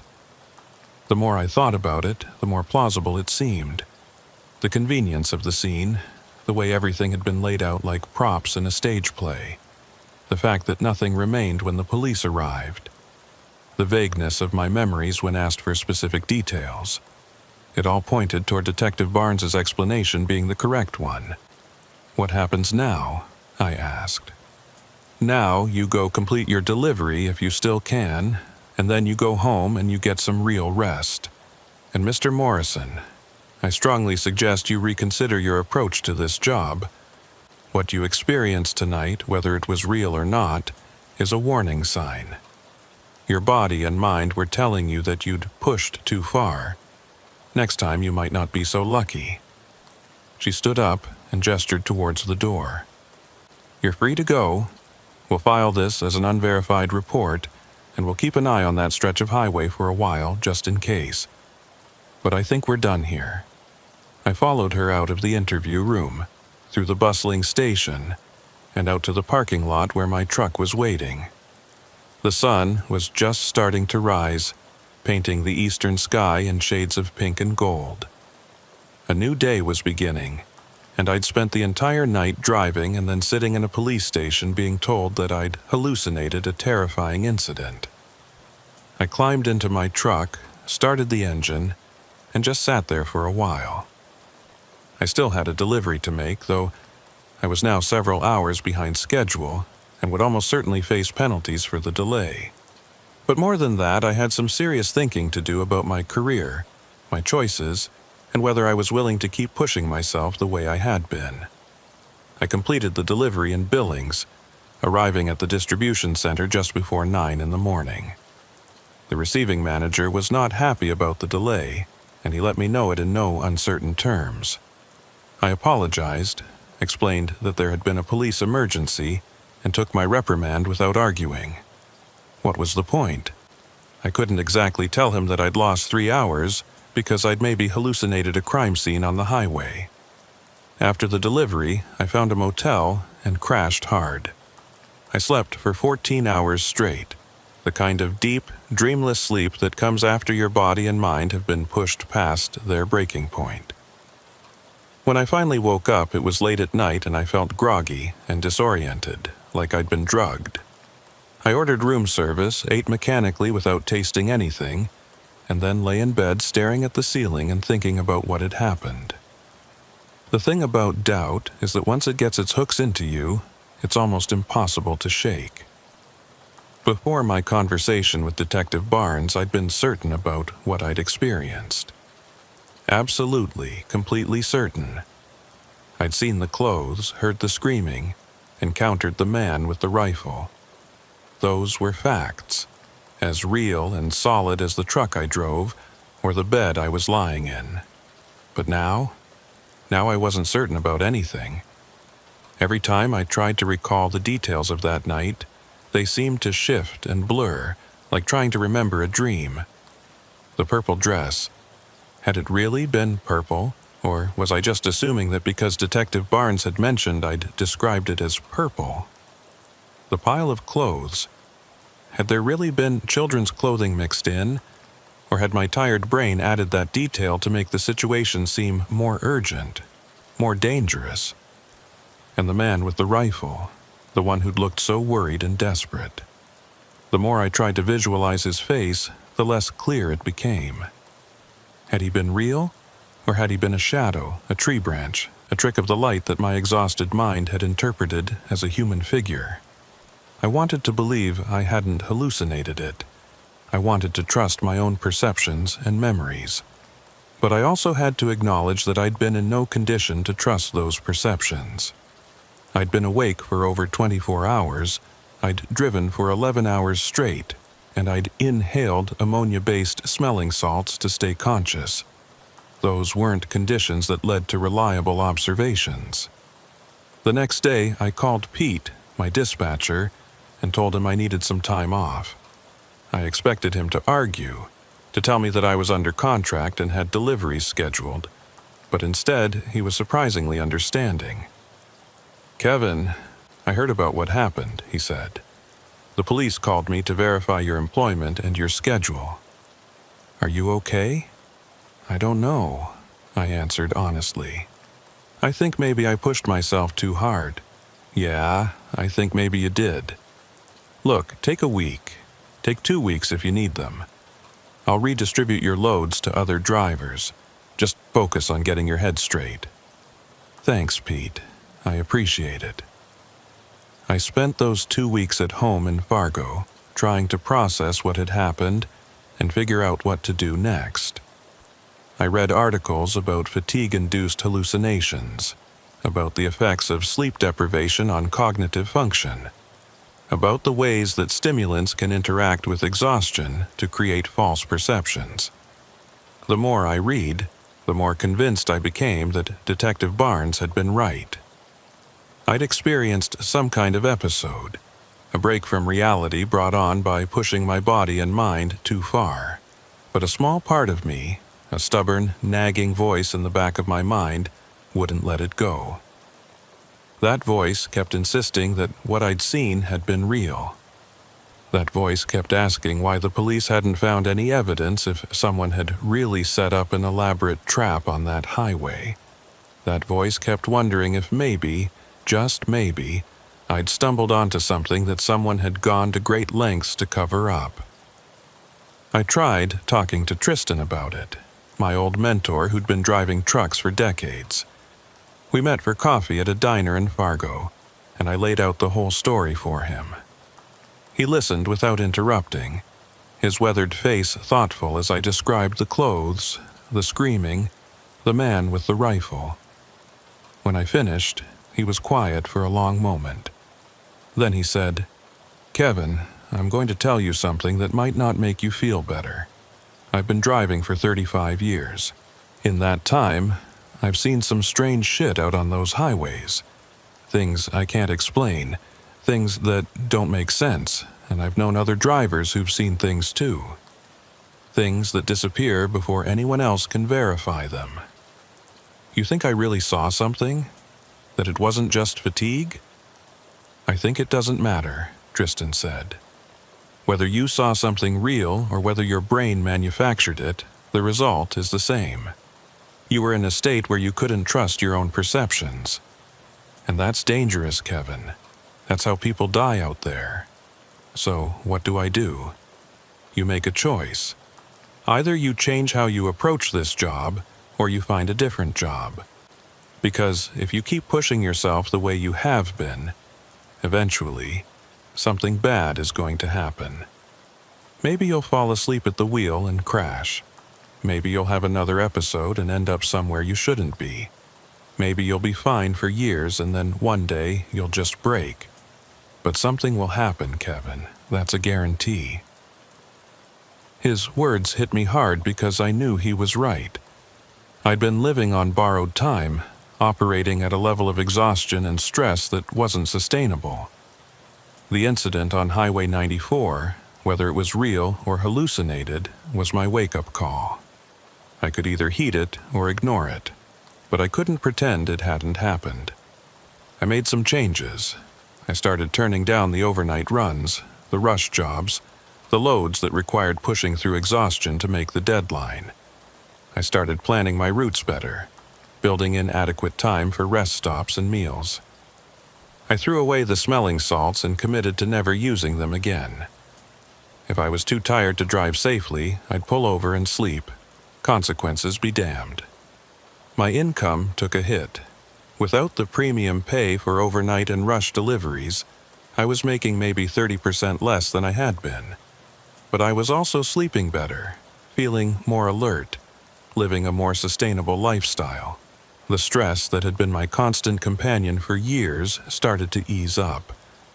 I found that I actually enjoyed driving again, appreciated the landscapes I was passing through, felt more connected to the world around me.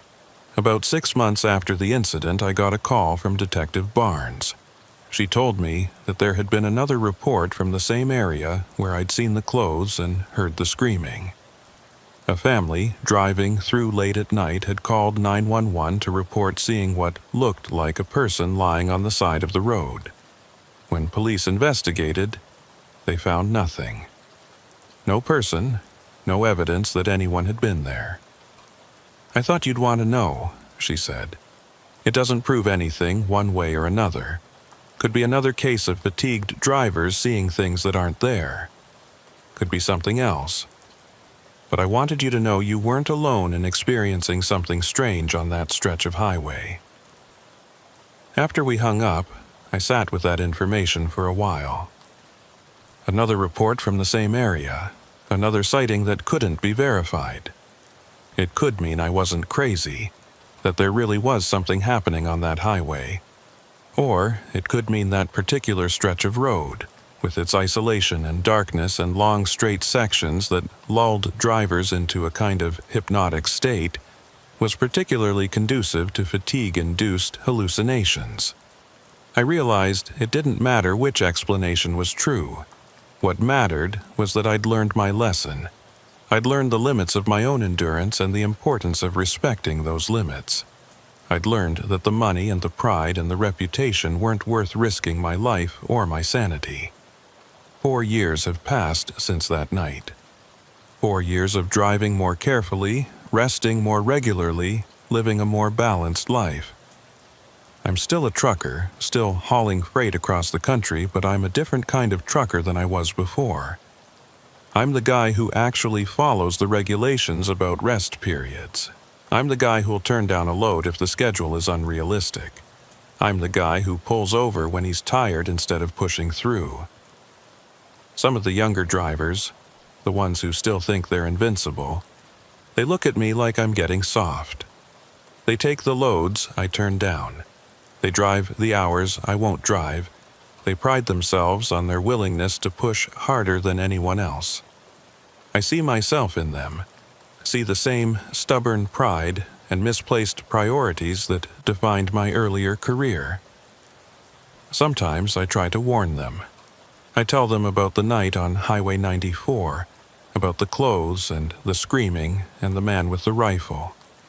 I tell them about the hours spent in a police station being told I'd hallucinated the whole thing.